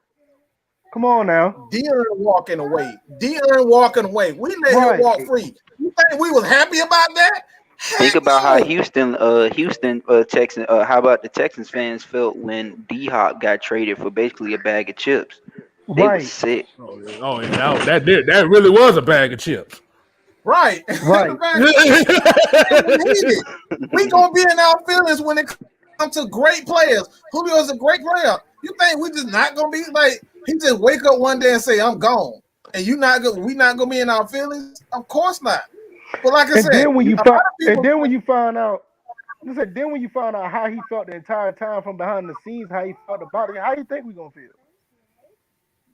The man was being fake, and then what make it worse for me, bro. Like I've already done moved on, but bro, on draft night when I was on the show, I literally bought 2 Kyle Pitts jerseys and 2 Julio Jones jerseys that night, bro. And then to find out that he want to leave, bro, that just hurt me. I ain't even gonna lie.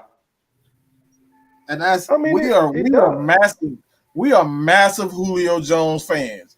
We spend money, our hard-earned money, on Julio Jones buying his jerseys, doing all of this for this man. And he took shots at fans again. He's still taking shots at the fans, bro. These people spend their hard-earned money. You can't even give us that's what I'm talking about. He's still doing it. How are we supposed to move on and Julio still taking shots at y'all who y'all love? He taking shots at you, the Falcons fan. I'm gonna say this too. The fact that he wanted to keep Dan Quinn another year says everything that we all need to know. And this is just me personally. People can get mad all they want to, but I think when it comes, when it's all said and done, coaches like Shanahan and Quinn and Raheem and Farmer Fran and players like Julio and Keanu Neal and Tat McKinley that love Quinn so much despite his horrible play calling really held this team back. That's great point. But then again, you got to understand that a lot of these guys, and I'm not trying to disparage on any of these guys out here that are out here trying to play football, but some of them get it easy when they're getting a paycheck every 2 weeks and they got a coach that like them and let them do whatever. It's free money. So winning may not be priority when you got a coach that let you do whatever and you getting paid to just do whatever. Hey, baller, don't go ahead, Kstlyz. My fault. No, you good. I want to hit this comment right here. He said that Julio trade would look so good if we had Justin Fields. No, the fuck it he go wouldn't. with the dummy. Here we go. This is exactly what I'm talking about right here. What he said, tell that duck we're going to keep talking about Julio and mind his own. But I want to get back on this right quick. So, if you find out, if you find out that Julio's been one out of Atlanta for the last 2 years, right? Like I said, that 3 years. So we've kind of established that. After Ridley got drafted, right? So you're going to draft a player that you're not going to play in 2 years. While getting rid of a player, that's been on your franchise for 10 years, Julio wanting to get traded is the reason why they got Kyle Pitts. Yep. We know. I mean, Julio I think they was gonna get him anyway. He was the best player available. I think they was gonna get him anyway. That's my opinion. You know what I'm saying? That's how I feel. That's the case too. But like we said, Julio made the decision for them to get Kyle Pitts. You need a young weapon. You need somebody to start immediately. You're not finna draft somebody that you're gonna start in 2 or 3 years. And let me say one thing too. For all the people that's saying, "Oh, the Falcons, y'all just drafted a tight end." Did y'all know that Kyle Pitts had more receptions at wide receiver than at tight end? He had 12 in the slot, 12 on the outside, and I think he had like 19 as a tight end. The man literally had more receptions as a wide receiver. So how is Kyle Pitts just a tight end? Please make it make sense. They're not paying attention to everything that comes and tells with the draft pick. Because they just see tight end Kyle Pitts, and that's all they know. Because the fan favorite didn't get drafted. We're gonna get back to it. The fan favorite didn't get drafted. That's all it is. Like I said, if Justin Fields would have got drafted, we'll be in we actually would be in a worse situation now, because now you let go of a playmaker, a wide receiver that you could have had, and you didn't replace him with nothing. But not on this case now. Think about this. Say if we did get Justin Fields, Julio wanted to be out. Now you got a situation where everybody's probably trying to clamor for Justin Fields to start, and you got a quarterback that's sitting there that is well and capable of playing, probably trying to get out of, or probably getting forced out of an organization with a salary and a cap hit just as bad as Julio Jones. Ooh. And you just restructured his contract too. You just restructured. So now your quarterback's going and your receiver is going, and who's Justin Fields gonna throw the ball to?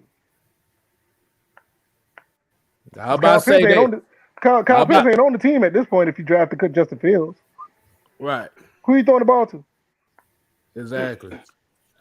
Now you make the game harder on Calvin, because now you don't have somebody that can help him. Like you said, you have to remember that was a move that helps everybody. That helps the offense and what it does best, which is basically a matchup offense, which everybody is not going to line up in the same spot every formation. And Aiden Clark says AJ Brown and Julio is going to take the Titans to the Super Bowl. They better take them to the Super Bowl. Hey, well Julio and AJ Brown better be playing some defense, because they ain't got no defense. Yeah, I'm about to say, I'm like, we learned this for the last 13 years? Haven't we learned this? Have you guys been following the Falcons? We haven't had defenses for a long time.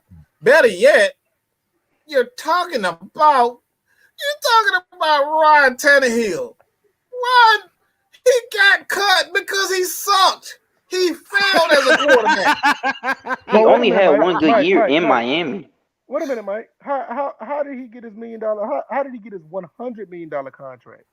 Because of Arthur Smith, and he had him as the MVP candidate. Thank you. No, I'm gonna show you what he did.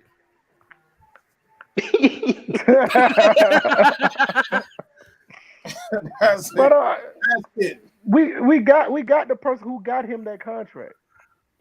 We got two of their coaches. Don't forget, Right. they look worse without Dean Pease. Because with Dean Pease, they stopped the MVP that year. They put Lamar Jackson in a box, bro. Yeah. Yeah. See, the thing is, what also hurt them too is because they don't get pressure on defense. It's all coverage. Like they want to cover you to death, but they don't want to pressure you. And people don't And realize defense wins championships. I don't care what kind of offense you got. Defense wins championships. Like I said, you look at the Bucks from 2002. You look at the Bucks from this year. Don't get it twisted. It wasn't all Tom Brady and them won that Super Bowl this year. Tom Brady had nothing to do with that damn Super No, Bowl. and they put the clamps. They put the clamps down. They put the clamps down on a high-powered offense. That was the Chiefs.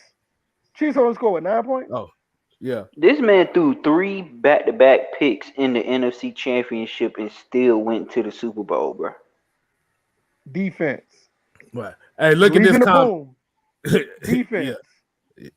Yeah, look at this comment right here. It said Titans had to restructure Tannehill to make the trade work. His cap hit is $48 million next season, just like Matt's. Oh my God!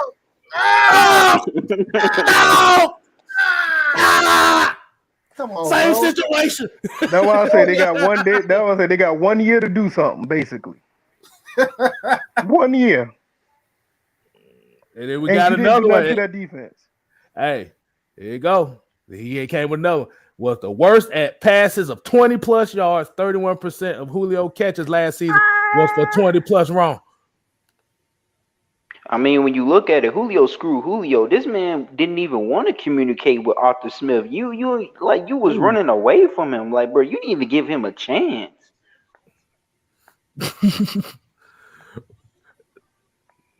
But that's the thing. That's the thing. We always say the grass ain't always green on the other side. Sometimes you be careful what you wish for, boy, because sometimes what you wish for might not be what you wanted. And it's bad, and it's just bad business. Kstlyz. Let's be real. We don't know Julio Jones person. We talking about him as the player and the businessman. What he did, that was bad business. We cater to you, and then you do this, bro. Like, hey. My thing is this, and I love Terrence Masters to death. And this video on Atlanta Sports Unlimited, it said, if you ain't got nothing nice to say, don't say nothing at all. Well, I don't believe that bullshit. All right, I don't believe Fuck all that. All right, we're in the business of being a fan, and what fans do, we talk shit. All right, that's what we do. And even if let's just be real, even in the business meetings, we have business meetings all the time here at AFN. But we always say, look, just communicate with us. If you need a day off, you don't want to do, like, you got some busy, you want to, hang in with the wife and kids, like, hit us up. We're more than like ATM. Look, man, like, this is the stuff we're talking about. He can attest to this. This is how we conduct business around here. Right. By doing things the proper way. Just proper communication. That's all. Just be real. You wasn't real when you signed that contract. Because if it was, you would have done so. You would have done right by the contract. You did not do right by the contract. So we're gonna hold the organization and the NFL teams to that same level. We're talking about, they don't care about the players. What about the players who sign these contracts? Contracts is something that you sign. You agreed to. You gave your word that you were going to abide by that contract. And it's like, if you didn't want to do that, you could have had a 1 year. All right, you could have had a 1 year option. You could have had a 1 year guarantee, and the second year it would have been an option for a player option, whether you wanted to stay or not. But you didn't do that. You didn't negotiate that. You negotiated a deal, a 3-year deal of guaranteed money. So you, as a businessman, this is what we're talking about. As a businessman, did not hold up your end of the bargain. So guess and you what? said you wanted to be a Falcon for life on multiple occasions.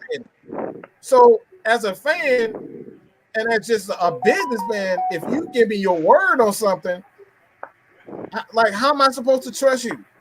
Let's be real. I don't give a fuck about what he did in 2019. I don't give a fuck about what he did in 2016. I don't give a flying fuck that he's one of the greatest of all time. You're supposed to stand by your word as a man. You said verbatim, I want to be a Falcon for life when you sign that contract. And next thing you know, we don't even know if you even giving your 100% because you didn't practice. You took off third downs. As soon as you got a big play, you go running towards the sideline. As much as we get on Calvin Ridley, I ain't never seen Calvin Ridley run to the sideline after he get hit, even though he don't like getting hit. I ain't never seen him do that. I seen Julio do that, but I ain't never seen Muhammad Sanu run to the sideline after he got a big play. I ain't never see that from them. So did he really give us his 100%? And then you got to look at it too, Mike. Y'all can go on the NFL page and look at the interview that he did, the post-game interview he did after the Thursday night game with Carolina, and he said that, I want to be out there for my guys, the bond we have, the the way we come in to work, and I want to finish my career in Atlanta, but things are out of my hands. But you took it upon your hands to request a trade. So really, you snaked your brothers over a bag, and this might go over some people's head. But in our community, Julio Jones broke like 2 or 3 codes, bro. If we being real, Like I said, man, I love him to death, but we can't be excusing bull crap. Like I said, Right. Business is business, but there's a right way and there's a wrong way. Period. Point blank. The Falcons still traded him to a team. They could have gave him to the damn Jets. They should have gave him. They could have gave him for a second round pick, and that's all. They could have ate all of that. They could have ate all that contract and just said, "Look, it's a loss regardless. They just get rid of him." They could have easily did that, but they still, even when he said that he didn't want to be here, they still held true to their word and what they are. They did not they didn't, send him to a team where it's absolutely no hope for him. They didn't send him because Julio from the South. That man don't know nothing about no New York. Okay? He don't know nothing about no New York. He would have been miserable up there. You know what I'm saying? So when it all comes down to it, my thing is there's absolutely a right way and a wrong way. Even though a lot of people just get so infatuated with his greatness that you excuse a lot of his bull crap. And I'm one of those ones. I made excuses for him. I was like, okay, maybe he, running routes and, he get tired and all that. Look, but man, we had every excuse for Julio Jones. Everybody in the whole world had a bunch of excuses for Julio Jones. Yeah, we all had the excuses too. So,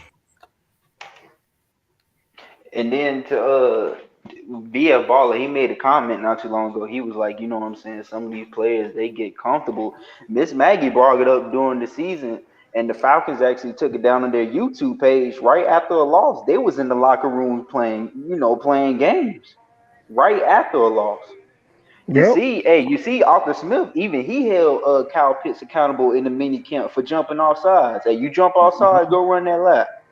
There ain't gonna be no playing games after a loss.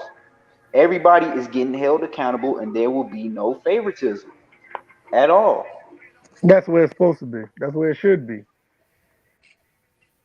Yeah, and if you really want to talk about a real brotherhood, that's what it's supposed to be. Everybody's supposed to be held accountable for what they do, one by one, and it doesn't matter where you at on the field. I don't care if you Matt Ryan, or I don't care if you Young Wei Koo. All of y'all gonna be held accountable if you ain't doing what you're supposed to do. That's where it's supposed to be. So I don't know. It's good to see that coach is doing that though, because that's what's needed.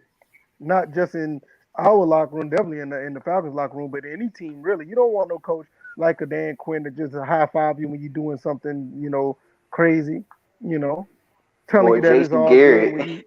good. Telling you it's all good when you ain't playing discipline and all that stuff.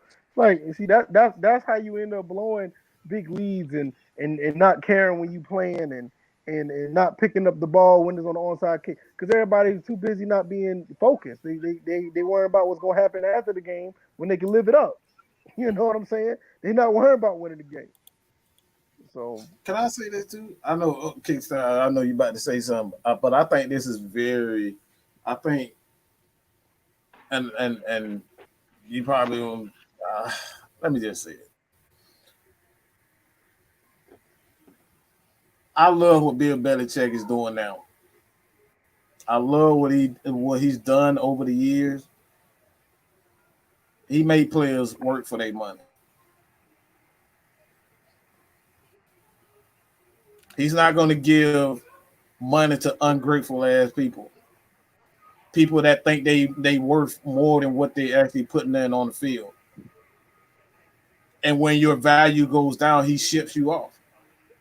Because let's be real, Julio Jones' value went down. That's the reason why we drafted Calvin Ridley. Let's be real, his value went down. We didn't draft Calvin Ridley because Julio was still the same player. We drafted him because they saw the decline in him. Yeah, he's still Julio Jones and he's still a very good receiver, but it was going down. And what am I saying? What I'm saying, a lot of these players just making way too much goddamn money. They making way too much money. You got $60 million and you still crying like a biatch. What the hell are you crying for with $60 million guaranteed?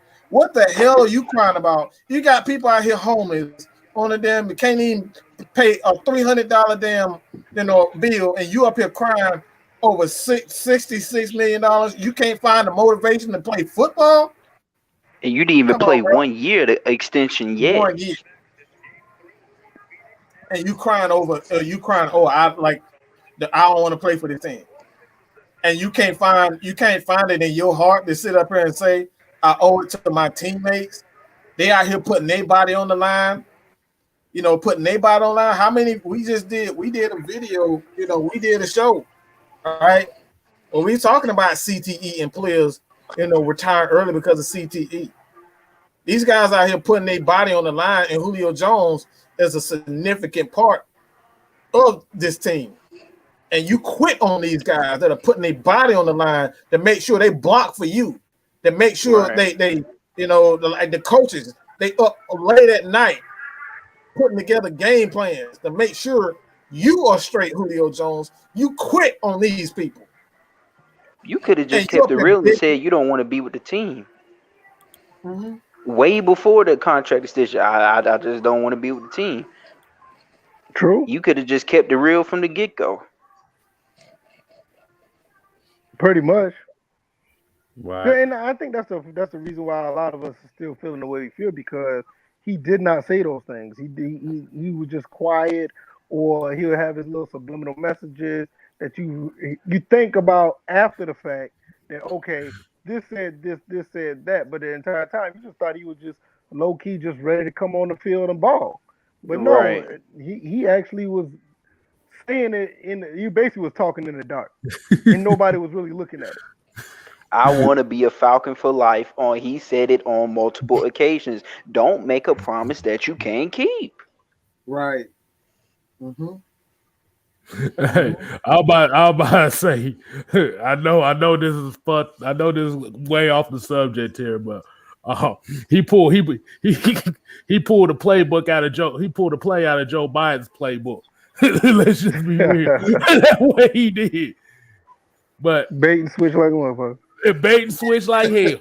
But Billy Mills said, according to Colts fans, they head hunting for Julio. Of course. I ain't mad at that because the Colts are pretty much the top team in that Yeah. division. Yeah, Right. it is top team in that division. Just because people got to realize, even though the Titans did get Julio Jones, you got to understand that the Colts are much more of a complete team than what the Titans have.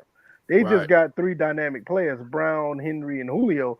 You got to Right. understand the entire offensive line on the Colts are stacked. Their defense is young and really good, and they Right. just got Carson Wentz. So yeah, unless if Julio and AJ playing defense, they're gonna have problems. You know what I mean? And I think that's something that people not really thinking about. Like, you need a complete team to win in the playoffs. You just Hey, can't do it all. baller. What'd you say? don't forget what Randy Moss and Bill Belichick said after the Super Bowl.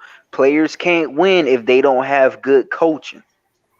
Right, and this go back to what Man Mike said. Look what Bill Belichick did to look at what he did to Randy Moss, and Randy Moss wanted some more money.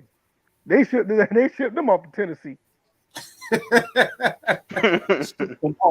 They shipped Randy Moss off, and what that was a year after they almost went undefeated, or the year after I think it was like a couple years after that. A couple years after. Yeah, because he wanted I think at the time for wide receivers, the going rate was like $9 to $10 million a year. It's kind of crazy when you think about it back then, but it was like $9 to $10 million a year, and that's what Randy Moss was wanted. And the Patriots was like, all right, we'll show you the $9 million steps down to Tennessee.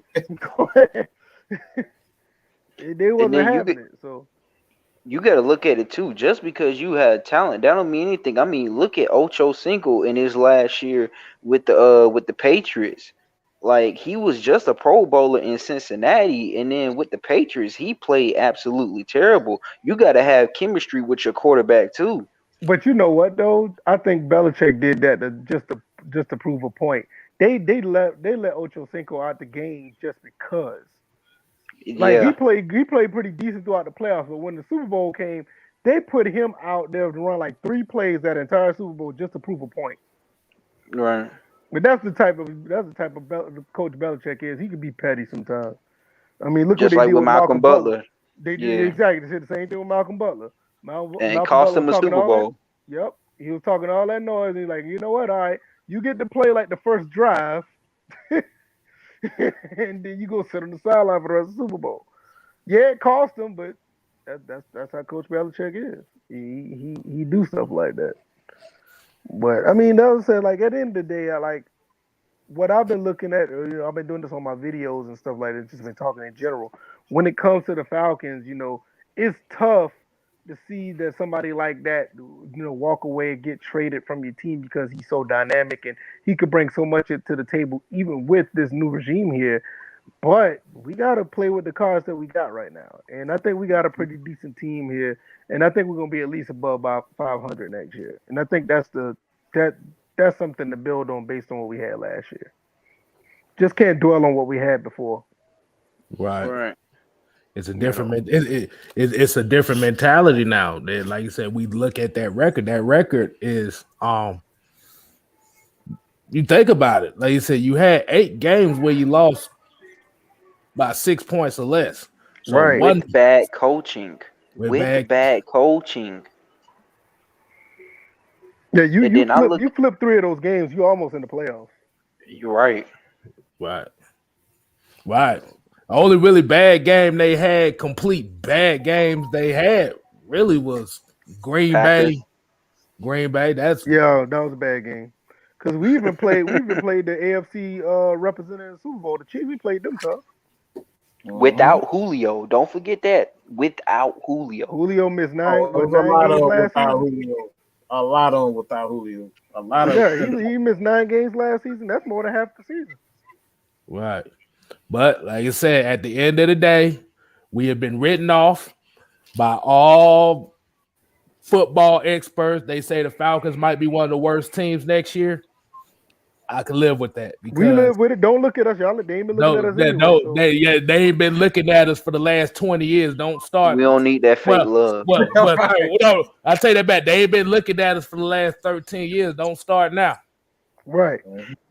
So, hey, Mike, what McKinley say? Don't come at me with all that fake love. Right. and the only reason why they've been looking at us back then, it wasn't because of the entire team. It was because of the quarterback. It was because of Michael. Yeah. It was Michael Vick running up and down the field. That's why I said that's why I had to change it to the last 13 years. Right. Mm-hmm. Yeah, because once you got that running quarterback out the way, they ain't want nothing to do with us. Even the fan base here didn't want nothing to do with the team. Matt Ryan gets drafted, they still ain't looking at us. Throw a touchdown on this first pass, still ain't looking at the team.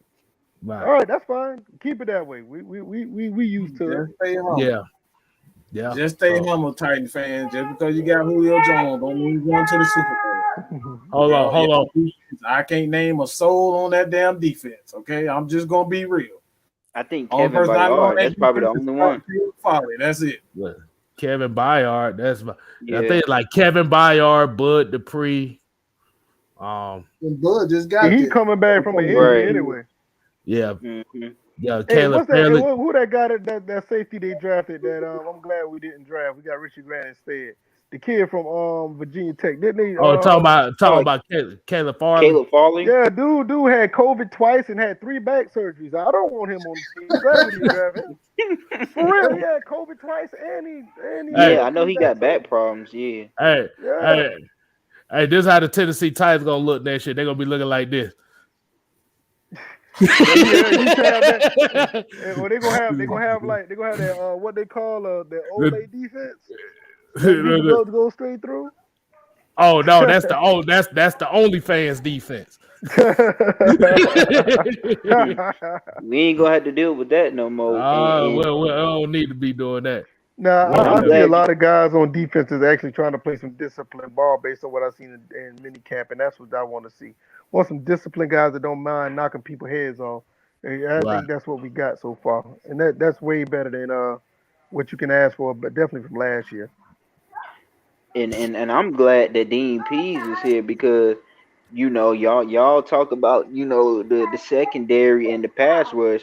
The thing that I'm excited about is the open field tackling. I can't tell how many years our open field tackling has been so bad. Oh yeah, so Oh bad. yeah, terrible. And then Dean Pease, Arthur Smith ain't the only one. He said that he's gonna build his scheme around the players, put the players in position to win. Hey, look, that's my imagination. Run away with me. He's like, I'm Julio Jones, and these are the Tennessee Titans. That's how it's gonna be, bro. Cause let's be honest, nobody put Tennessee in the goddamn championship fold until just now. So, Right. like I said, Tennessee can have the spotlight. Like I said, I want y'all to have the spotlight. We want you to have it because now, Yeah, now the absolutely. big- Let them have it because the eyes. On yeah, I want them. We I want them got to have both of their coaches, and with I Dean want- Pease, we ain't gonna be seeing no players like Devon J. Campbell that suspect in coverage. You know what I'm saying? Getting put in coverage and getting 50 points put on our head like the Texans. Use the man to his strengths. Right. this man said you getting Falcons way too much credit. You're way Y'all too way too optimistic. optimistic. I'm about to say, if that's the case, why the point of even watching them if I feel like I'm gonna lose all the time? Like That's I said, what being a real fan is about. yeah. Look at so, Cowboys fans. Cowboys fans, they've been saying for the past 25 years they're gonna win another Super Bowl, and they haven't. It's part of being a real fan. What you want us to say? We gonna lose? I wonder if people just want to hear a bunch of negativity all the time. I mean, especially when well, you got. no, I'm just saying, But especially what you see. If you look at the mini camps, you see the signings that they're bringing in. You see the coaching. You see the new GM. You see what's bringing to the table.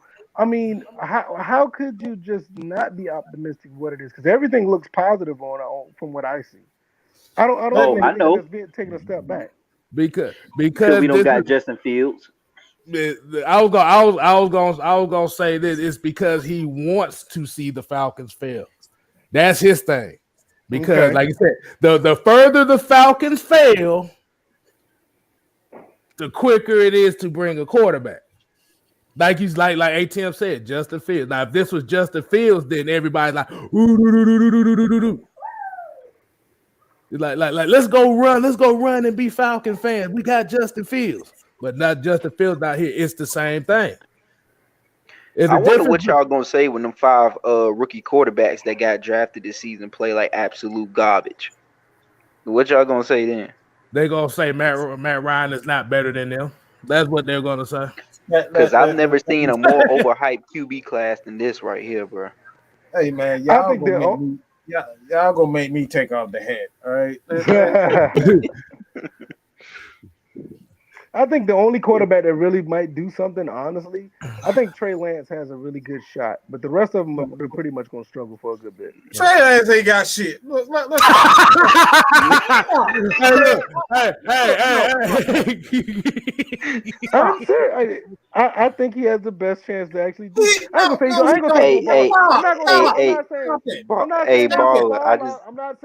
saying that he's gonna be elite or anything further. I just think he has the best chance to be successful out of all the other ones. That's all. Why?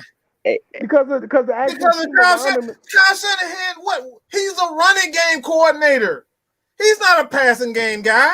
Kstlyz, pull up what I do you still got that picture of Kyle Shanahan's offensive ranks and QB record?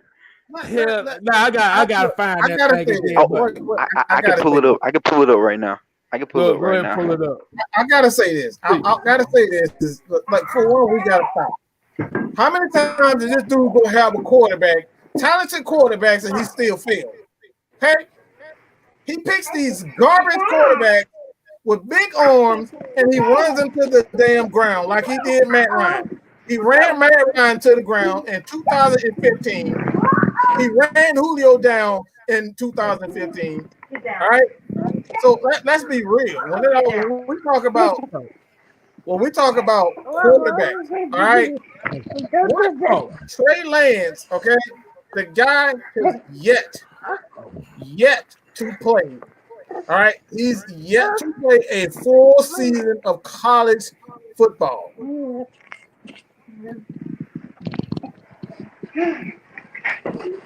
games. But the thing and is, he didn't throw the ball much at all. That was pretty much a run-first offense. Me and KSTYLZ have done it. This is a run-first offense that he ran. So what indication? Because he can throw the deep ball and because he can throw the damn deep ball in a freaking a combine. These are combines. How many quarterbacks? If we talk about 12% of quarterbacks in the last 20% or lower in the last 10 years, quarterbacks have failed time and time again. And somehow, this is the reason why I say all the time, you gotta stop with this. Gotta stop just because guys look good in a combine, just because guys look good in college, that these guys are going to be worth something. No, but Mike, what I'm saying, I'm not saying he's going to be all that. I know what you're saying because he got a running game and Kyle Shanahan. I'm comparing him to all the other rookie quarterbacks. I don't think that's going to be, he's going to be top-notch quarterback. It's just that I think that he has the best to succeed out of all the other ones. So I pulled it up, right? These are Kyle Shanahan's offensive ranks as an offensive coordinator in scoring. 2011, 26, 2012, 4th, and he was first in rushing. Their offense was first in rushing. In scoring, 23rd in 2013, 27th in 2014, 21st in 2015, first in 2016, and the passing was ranked 3rd and the rushing was ranked 5th. In 2017, the scoring was 20th. 2018, it was 21st. 2019, the scoring was 2nd and the rushing was 2nd. And in 2020, it was 21st. And when you look at the offensive rank, he has better rushing offensive ranks than passing offensive rankings. And the highest passing offensive rankings he had was with who? Matt Ryan, 6th and 3rd. Well, like I said, people have selective hearing. They don't want to hear that part. But I'm gonna ask people. Like people keep saying why we're so optimistic. Let me ask you a real life question here. You got goals and dreams, right? Okay, you got goals and dreams. Like I said, you want we're gonna use this as a goals and dreams. So you're optimistic about hitting these goals. Right. Like I said, ATL might have goals. You want to hit your goals. Like I said. But the thing about it is, what if you don't hit your goals right away? This is like this is a life goal that you had that for yourself. You you're going to give up on that goal just because the path didn't come right away. Gotta keep going. You got to keep going. Because the problem is, and this is a problem that we have with a lot of people that says, I'm just keeping it real. I'm about to say, in that case, why are you wasting your energy watching the team if you feel like you're already there about to lose? All right. That's what I'm saying. That's what I'm saying. Like, it's insanity. Like you're going to spend time watching a team that you know is going to lose. Why we keep talking about, like, just because you was good, just because the Tennessee Titans were good 2 years don't mean they're gonna keep that up. Right. Oh, and Kyle Shanahan's win-loss as a play caller with all the QB or all his QBs, we know 97 and 112. That's under 500. Yeah. No. Look, let me tell you, this is the reason why I'm optimistic, okay? Because I just literally saw the Patriots and the Rams score a combined 16 points in the Super Bowl, okay? We just looked at one of the greatest defenses all time pretty much win a whole, they won the Super Bowl with a trash-ass quarterback at Trent Dilfer. And you telling me why I'm optimistic? Have you seen Trent Dilfer play? they haven't seen. They haven't seen Joe Flacco. Hey, look, I'm about to say Frederick Exton said his Super Bowl expectations, the Titans and the Bears. So, man, you done lost your conviction mind. That's gonna be his Super Bowl right now. How convenient. Now one of them ain't got no damn quarterback. Mike, they got Justin Fields. They got to remember Justin Fields, the greatest quarterback the NFL's ever seen. I remember that, right?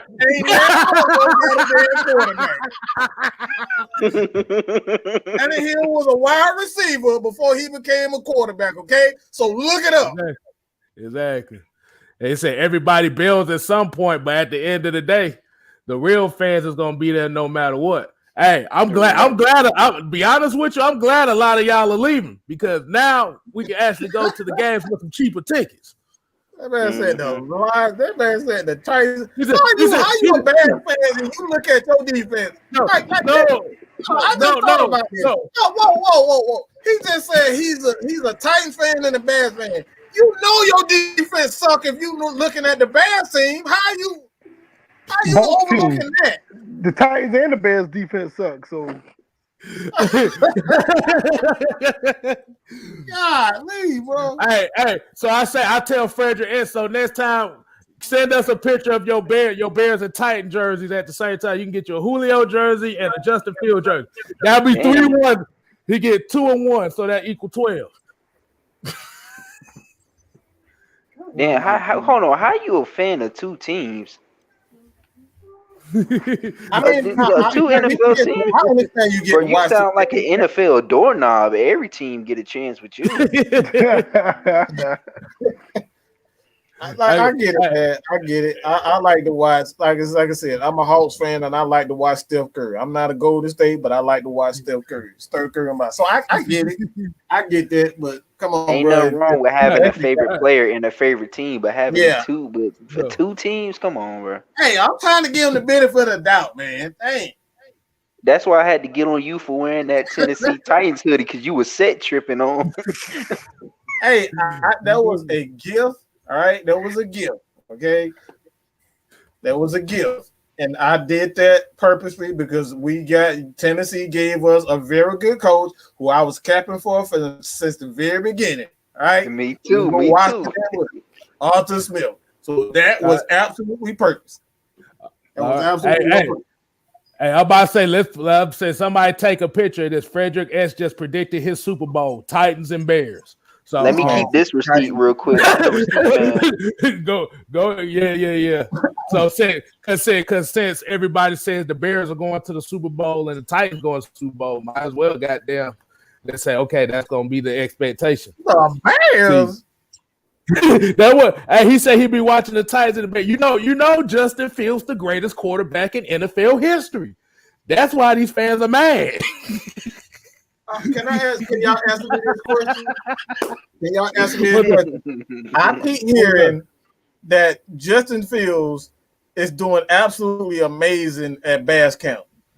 But how is that so? I ain't seen one goddamn film. I ain't seen no damn film of this motherfucker throwing a pass or nothing. But they say he's doing great. How the hell is that so? They say he has a rip your heart out mentality too. Yeah.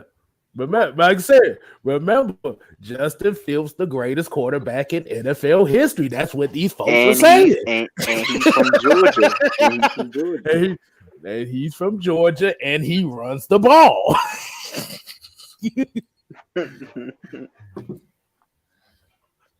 I'm tired. Oh, I'm tired. Wait. He just threw it up. Brad Johnson. Yeah, I remember that.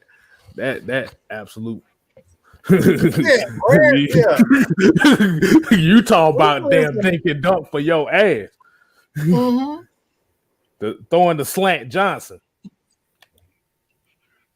Like I said, man, we just give these quarterbacks way too much credit before they even step on the damn field. I'm just not one of those. There's a reason why there's a handful of great quarterbacks in the history of the game. You don't get another Matt Ryan. You don't get a Tom Brady, a Drew Brees. You don't get these guys. These guys just don't grow on fucking trees like that. And just because a guy did okay in college doesn't necessarily mean that's going to translate. Even if he has one of the biggest arms you've ever seen. You know, he did great in college. None of that crap matters. What matters is him. You know, like I said, sometimes you just get these quarterbacks who just Matt Ryan was just bred to be a great quarterback. Drew Brees was just bred to be a great quarterback. Tom Brady was just bred to be a quarterback. And you know what? I just thought about this. What makes those three guys the great? Like, what made them so great? What made these guys great? It's because nobody truly believed in those guys. They scrapped and they clawed to the top. Drew Brees was too small. Tom Brady didn't have a great arm. Matt Ryan, same thing. Didn't have a great arm. He wasn't fast. He was quote unquote, he wasn't fast. He didn't have a big arm. Nobody believed in him. All those guys scrapped. So you got all these guys is every so often. I don't like every so like even Aaron Rodgers. Like the dude was like he was I think he was scared to go like what top 10 or something like that in the first round, and he ended up dropping almost into the second round. Right. So all these guys fought and clawed. Exactly. Tom Brady cheated too. That's a whole nother subject. Yeah. Hey, I just had to throw it out there, man. Hey, I'm about to say, I don't know if anybody remember the little situation that just happened a couple weeks ago about the Patriots. Ooh. Hey, look. When I don't know if people remember this. They probably don't remember or forgot about this, but Spygate. What happened, Spygate? There you go. Deflate gate. No. It just came out. Yeah, it just came out that Robert Kraft and Donald Trump paid off the investigators to stop. Oh yeah, I did see that. Yeah. So it's a fact. It's a fact. Because the senator that they tried to pay off, they bribed him with a house down in Florida somewhere. But the senator that they tried to bribe, he died like in 2012. And his son out here telling everything. Telling everything. Said that the Spygate investigation got paid off. Just like with the Robert Kraft massage parlor situation, how that got paid off. Oh, I totally believe them. I believe all that. Yep. Yeah. Bro, I don't think that's just a story being told. I think that's the truth. Knowing how people move, I believe that's the truth. And guess what? And I find it funny that Tom Brady went to go play for a team in the state that Robert Kraft got in trouble at. I find it interesting.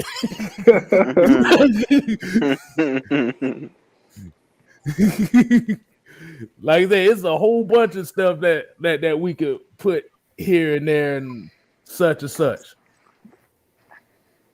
But at the end of the day, man, the only reason we're optimistic as Falcon fans is because ain't nobody else is. I mean, Falcon fans want to see people talk about Falcon football. They want to have the optimism to watch these games. Like I said, we're going to have fuck up games. That's what the game is about. Like I said. There ain't no team going to have a perfect game every time. Exactly. Because even when the Patriots went undefeated, there was games that they played like shit. But when it came to situations, they executed in the clutch. Mm-hmm. But Absolutely. what I'm trying to just say is if you're hoping a team loses because you're talking about I'm just keeping it real and stuff like that, I'm about to say you don't need to be putting your energy into watching that team because, like I said, now you're just basically watching the game just like, well, I know we about to happen here, so that's what being a fan is about, being excited to watch the game. That's how you respect the players. You respect the players by watching the game and being excited for them because they put their bodies on the line for this. Black, white, Asian, all of them. At the end of the day, everybody got a chance in the NFL. If you're in the NFL, you got a chance to win. These guys in the NFL because they are the best of the best. All right. Right. And when it comes down to it, there's a recipe for success. As long as you have a solid defense, a great run, a good running game, and you have a quarterback that could be at the very least decent, you have a shot to win the championship. So again, like I said, if you have not seen Trent Dilfer play, I suggest you go watch film on it because that motherfucker is that dude is trash. He knows he was. You said who? That dude was motherfucking trash. Cause he was trash. Cause the dude was absolute garbage. So if he can win an NFL Super Bowl, trust me, the Falcons with a Matt Ryan can do so also. This is the reason why nobody believed in the Bucs last year. They said the Bucs wasn't going to do it. And guess what? They got they made two key moves last year, the year before. They brought in Bruce Arians and they brought in Tom Brady, and look at these guys. All right, coaching moves, little subtle moves like that. They got a veteran quarterback and they got a great coach, and Bruce Arians, who's always done it. So if you're trying to tell me that if they can do it, why the hell can't we do it? Because all they did was draft a couple of guys that got Devin White, and they brought in Shaq Barrett, and that was just like a mid-level signing. He wasn't even supposed to be a great pass rusher. They brought him in just on experiment, and it ended up working. So don't tell me that, bringing in a Barkevius Mingo, a Copeland, Eric Harris, like those guys can't help turn around this team. We've absolutely seen it. I mean, you go back and look at the Broncos when they brought in Dallas Cowboys. Damn, DeMarcus Ware. He was supposed to be done. He was through. Like he was done. He was like done in Dallas. Like they threw him away. He had injuries. He wasn't getting the same numbers, and he ended up going to Denver, and they ended up turning that franchise away, and they ended up getting a Super Bowl. So don't tell me that the Falcons can't get it done, and we shouldn't be optimistic when we got chance of like the 49ers. The 49ers hired Kyle Shanahan, got a good running game, and they built the defense around young superstars, and they went to a Super Bowl. So why we can't do that? You've got the Bucs hired some refs for that Packers game too. 'Cause boy, it was some calls there, bro. It was some funny business going on that game, bro. And then on Always, top of that, man. people don't realize like people talk about the Bucks defense. They just played well. I mean, a lot of those players on that defense, a lot of mid players. Ain't no standouts really. I mean, maybe Ndamukong Suh, that's because of a name, because he fell off. Devin White, he's athletic. I mean, he's what, the younger version of Deion Jones. But everybody else just a bunch of mid players that actually just did their job. Exactly. Once most of those guys' contracts up, not too many of them are getting really big contracts because they're not that big of an impact player. They just played right at the right time. So that's just basically what that was on the Bucks defense. But hey, I just yeah, man. Yeah, like I said, it's coaching, bro. Like that's all coaching. And like I said, we didn't get it. No, and that was the one thing about that Super Bowl that I was mad at. They gave no credit to anybody else but Tom Brady. Like, all right. Come on, bro. Did nobody get credit? Nobody. Not one person. It Not was all one person. Tom Brady. They didn't say nothing about the running game, Rojo and Leonard Fournette going crazy in the game. They never said anything. It was all Tom Brady. Tom Brady gave up 9 points against the Chiefs. That's how bad it was. I like, damn it, I didn't know there was 22 Tom Bradys. Right. I like, dude. Well, like I said, but I'm gonna say it like this, and how we got on this Matt Ryan thing, because we were trying not to say Matt Ryan name before these obsessors then brought his name up. Remember, there was once a quarterback that went down the same exact route. Uh-oh. Who was it that went down the same exact route? You talking about Matt Ryan? As far as I'm talking about as the guy that they say they couldn't get it done. We need him out of Denver. He sucks. Boo, boo, boo, boo, boo, boo, boo. There was once a quarterback before that went down the same route. Oh, he beat our ass. I can tell you that much. Y'all remember John Elway? John Elway. They say he was a bust. He was a bum. He'll never get it done and end up winning 2 Super Bowls. And what would go play baseball? And what was the one move that they made that helped them get over the hump? Terrell Davis. Yeah, about AKA not our running game. They built the running game. That's it. Running the damn ball. So just because of, and remember, Peyton Manning was going down that same route too. Mm-hmm. What did they do? The defense played well, and they ran the damn ball. Yep. Pretty much. You're right. How did Drew Brees win his Super Bowl? The Bounty defense.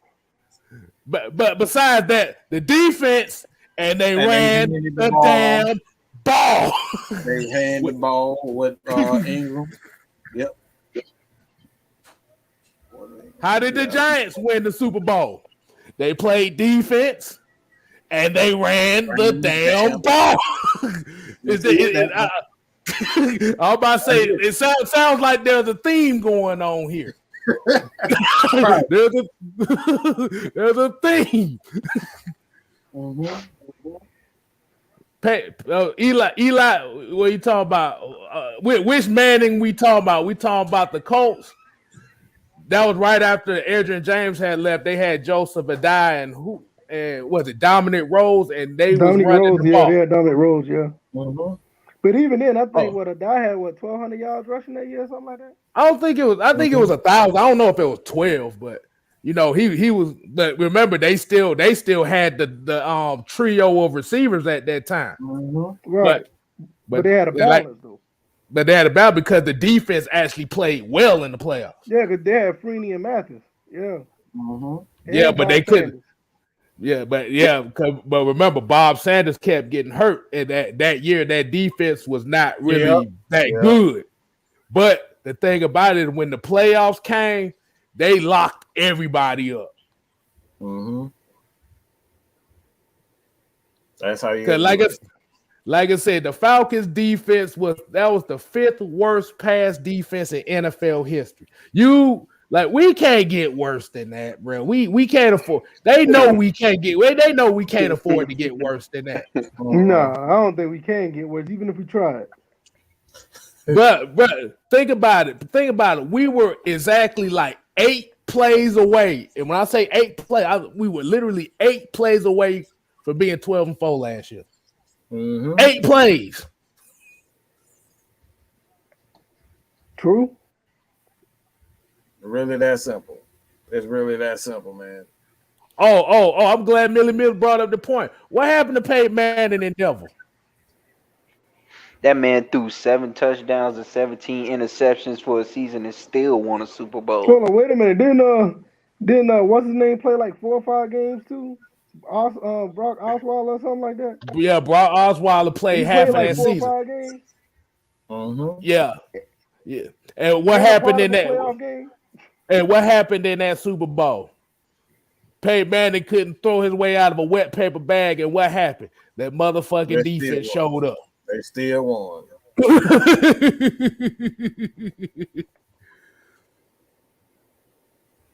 So, like I said, the theme is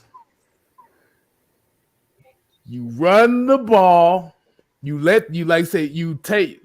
running the ball, you take unnecessary hits off your quarterback. You get the offensive lineman engaged in the game. That is how you establish your offense. And your defense has to get turnovers, get key sacks, and make key plays in critical situations. That is how you win football right there. Which goes back to the original point. The trenches is where the game is played. If your trenches is not good, you not winning. That's offense and defensive line.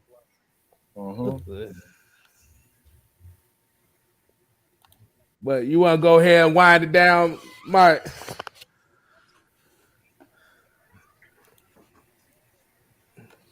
Wait a minute. No, my bad. I'm reading that comment. I got lost. I was like, what the hell? I just see. Man, everybody got last thoughts, man. Hey, they talking about we heard you for the millionth time. Hey, I'm saying it for the people in the back because apparently people are saying without Justin Fields and Julio Jones, this Falcons team fucked up. It's fucked up. No, it's not. It is not messed up. Man. Go ahead and start off with the closeout. Hey, man, I'm gonna just say this. Yeah, the Hawks look absolutely like trash, but like I said, man, this is a young team. That team, they have a veteran coach who's a champion himself in Doc Rivers. He's been there, so he knows the recipe when it comes down to winning. The Hawks has just been riddled with injuries this season. You lost Cam Reddish. You lost Bogey for a huge chunk of the season. Trey Young even missed a couple of games. I think like 5 or 10 games or something like that with an ankle injury. For the most part, like the most consistent person has been Clint Capella, and I think he missed a couple of games. So the Hawks this year, man, like there's a team. They're on the come up. I like what they're doing with things. Again, man, this is a number 1 seed. The Hawks wasn't even supposed to be in this. Let's just be real. They wasn't even supposed to be in this spot. This is the number 1 team. They've been together for a long time. And when you DeAndre Hunter, who's obviously one of our best offensive scorers and defensive players, I think he's probably, the most all around. I think he's probably the most complete player as far as like all around talent. He's a great defender, and he's turned into an amazing scorer. I'm not upset that they're getting beat by the 76ers. 76ers, these guys have been together for a long time. They're just a better team. Ain't nothing wrong with not just being a better team. They're just a better team than the Hawks. So it really is that simple. So when it all comes down to it, I don't care what happens to the Hawks. I'm extremely proud of what these guys did this year. You got a first-year head coach for the most part with the Hawks, not even a whole year. He did this and turned this team around, got them to a 5th seed, almost had them a 4th seed. They won the first round, and again, they just run into a better team. Sometimes you just got to give it all to the better team, and the 76ers is just a better team with the help of the refs. I don't see how a motherfucker have 47 fucking free throws and the whole Hawks team in itself combined outside of Trae Young have 45 free throws. I don't know how that happened, but you know how the NBA is. But you know what I'm saying? Like they got what they gotta do. Go in and find another scorer that's gonna I don't know if Lou is gonna come back. I'd like to see Lou Williams back, but they need to find another veteran. They need to find a veteran scorer that can go along with Bogey. And I don't know about Cam Reddish. I hold my thoughts on that. I don't know what they think of Cam Reddish. He gotta stay healthy. Like dude gotta stay healthy, man. We don't know if John Collins getting that max contract either. No. He the guy kind of exposed this series. Right. Tobias Harris is backing his ass down like he was a point guard right now. Right. But I said, yeah. But the thing is, like what I said with the Hawks, like it's still only 2-1. It's just the problem with this series is because Philadelphia has such a physical advantage over us as far as length and height and stuff. The Hawks have to play perfect basketball, and like I said, and that's what's killed them these last 2 games is the turnovers. Like I said, watching the game, it's turnovers. It's just like you got these guys, these big guys. They play in these passing lanes, and they literally just knocking your shit out your hand without nothing. And the B gonna go to the line like 20-something damn times a game because damn it, he's 7'3", 300 pounds. But the thing is, he's a skilled big man. It ain't like he's just a banger. He's a skilled big man. Right. I still have high hopes for Cam Reddish. I just think offensively it's more so confidence than anything. But as a defender, as a perimeter defender, he can give you that. His thing is just offensively. He just have. It's like once he starts getting going, like you said, the injuries come in. Once he starts getting going, he just gets hurt. So I still see the potential in Cam Reddish. I haven't given up on him, but John Collins, bro, I don't know if you're gonna get that max deal, boy. Because what I say right here, like that. You're gonna have to be a small forward because Tobias Harris literally shacked this dude the whole series. No, I think the Hawks can let him go. I don't think he'll get that contract. He ain't gonna. Yeah.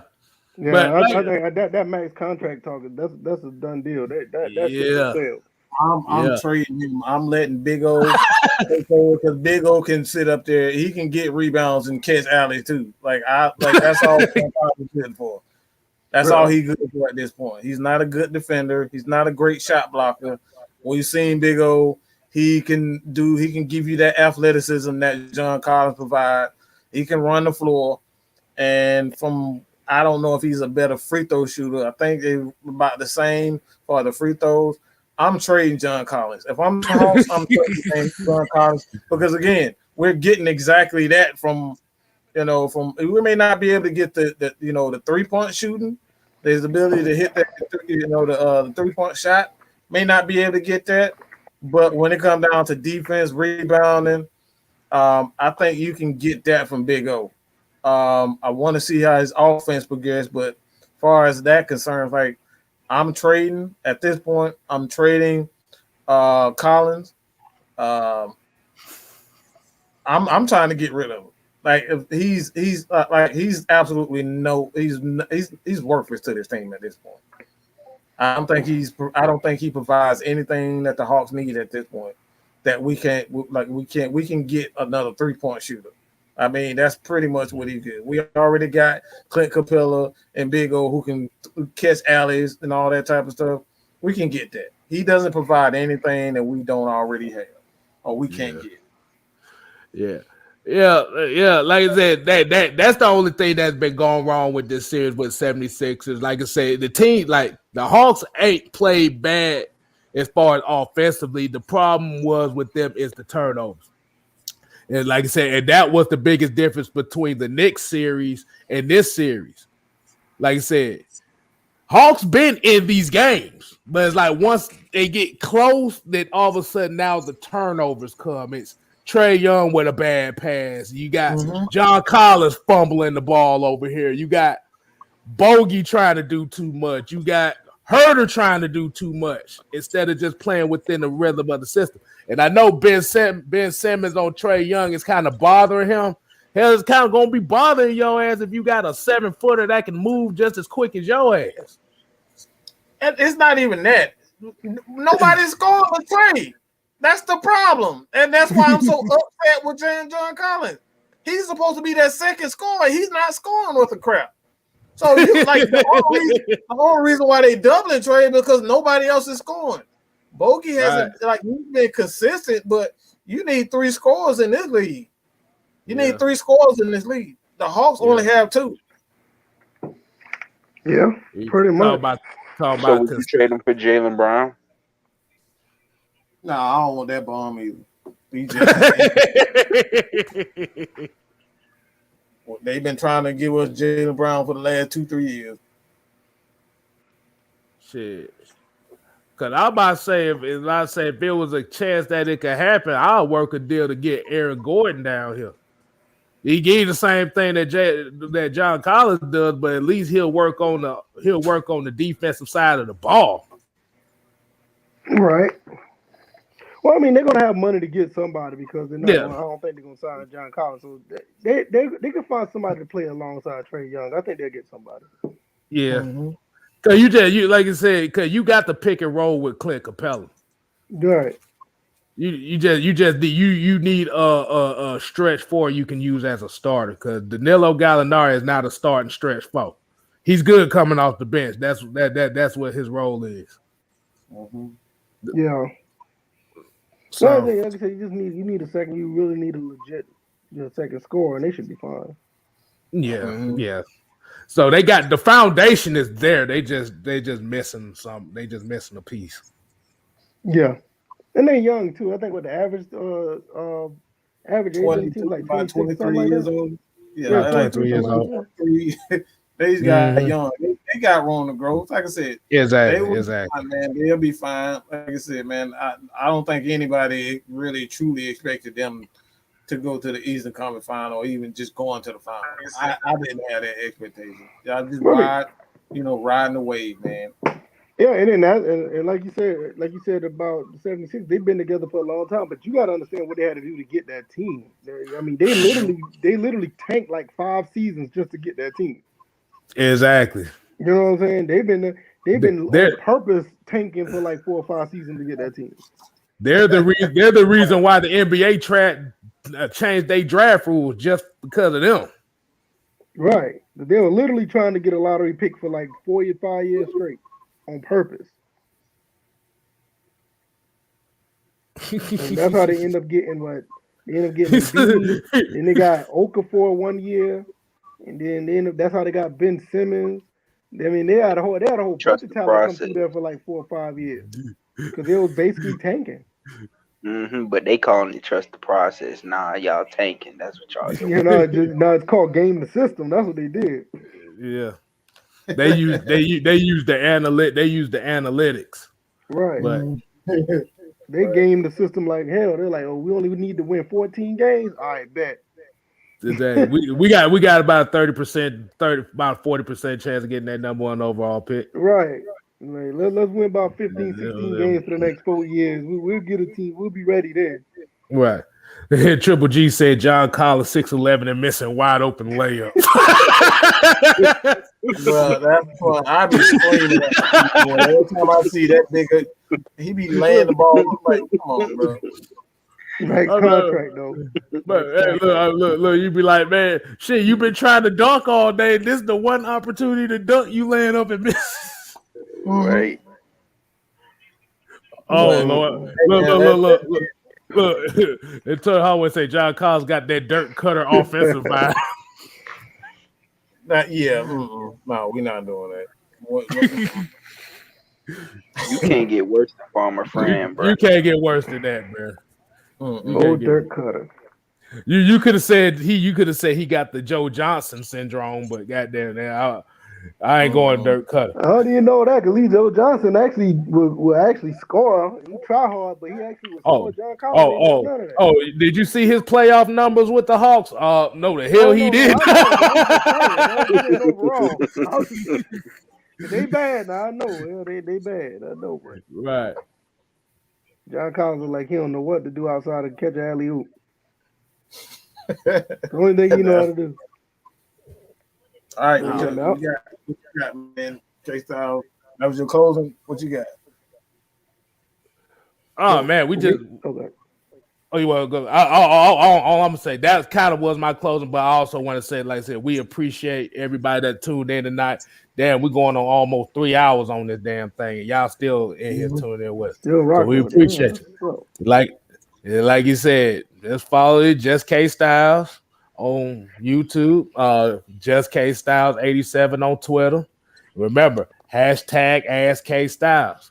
Like I said, that's the reason why I want to do the 6-man convo, is because I want people to give me a topic that they want to see me talk about. Mm-hmm. So that would be y'all contribution to that show as well. Like I said, man, Atlanta Falcon Nation, it ain't going nowhere. We here to stay. Mm-hmm. That's a whole purpose.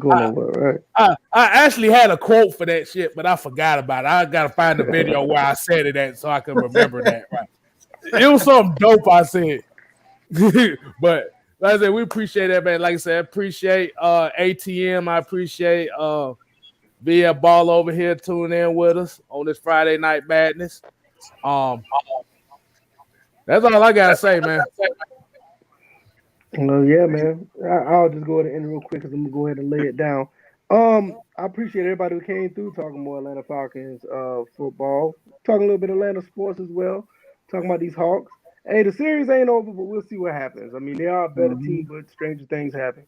But like I said, we're gonna keep talking about this football team. I think it's nowhere else to go but up, and I think we got real good people in place to go, up and even further. So we're gonna keep talking about the moves they make and what they do on the field, and go into preseason and have more things to comment on. As far as my channel, you should find it. Just go to type in First and Frame Rates. I'll be right there. Pop right on up. Got a bunch of Atlanta Falcons stuff right there. To be talking about it pretty much every day. I put a video up and just pretty much continue to talk about this team, and that's pretty much it. Oh, you can always find me on Twitter as well, VF Baller. And I got an Instagram. I just need to set it up, and I will set it up. I'll let y'all know what's going on with that. Yes, sir. ATM. Y'all have a blessed night, man. I'm gonna go and go. All right, man. All right, y'all. Once again, Mike and Kstlyz, thank you for letting me join the show. Everybody in the comment section, y'all know what to do.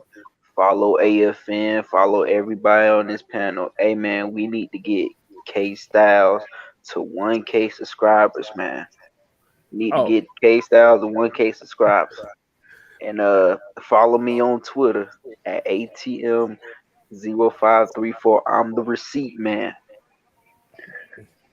You damn sure is the receipt man. coupon, man. Boy, he got so many receipts he could write them off on his taxes. That's how many receipts. You better watch what you say, because it's gonna come back on your head. Hey, you make a good lawyer with that too.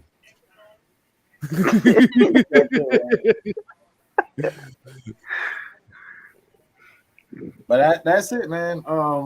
Like I said before, man, you guys continue to support us here at Atlanta Falcons Nation. Hit that subscribe button. We are 5 subscribers away. 5 away from 1,500.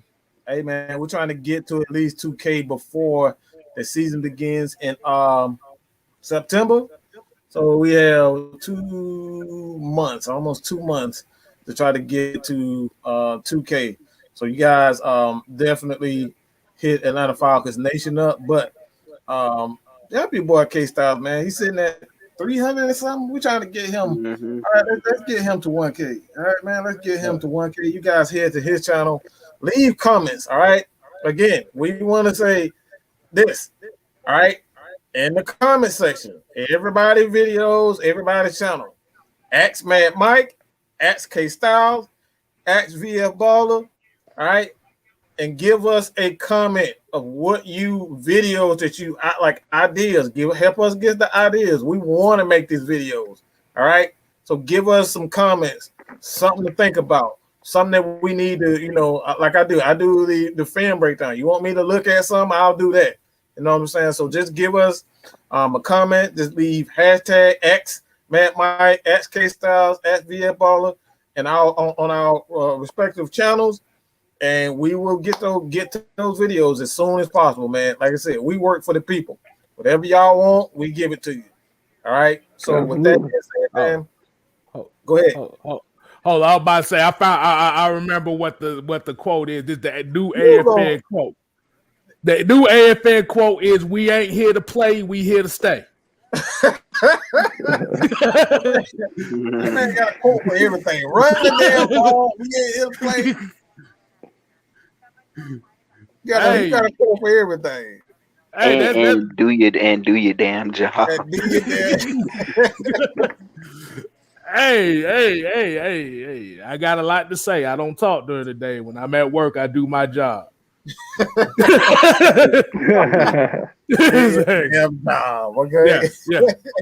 That's the AFN new slogan. We ain't here to play, we here to stay.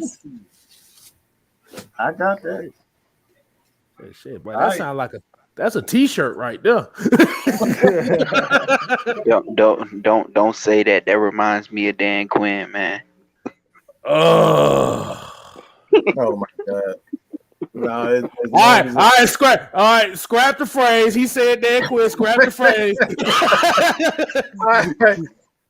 All right, man. With that being said, man, again, y'all, I thank you guys for supporting us, man. Hey, man, you ain't got to go home. But you got to get the hell up out of there.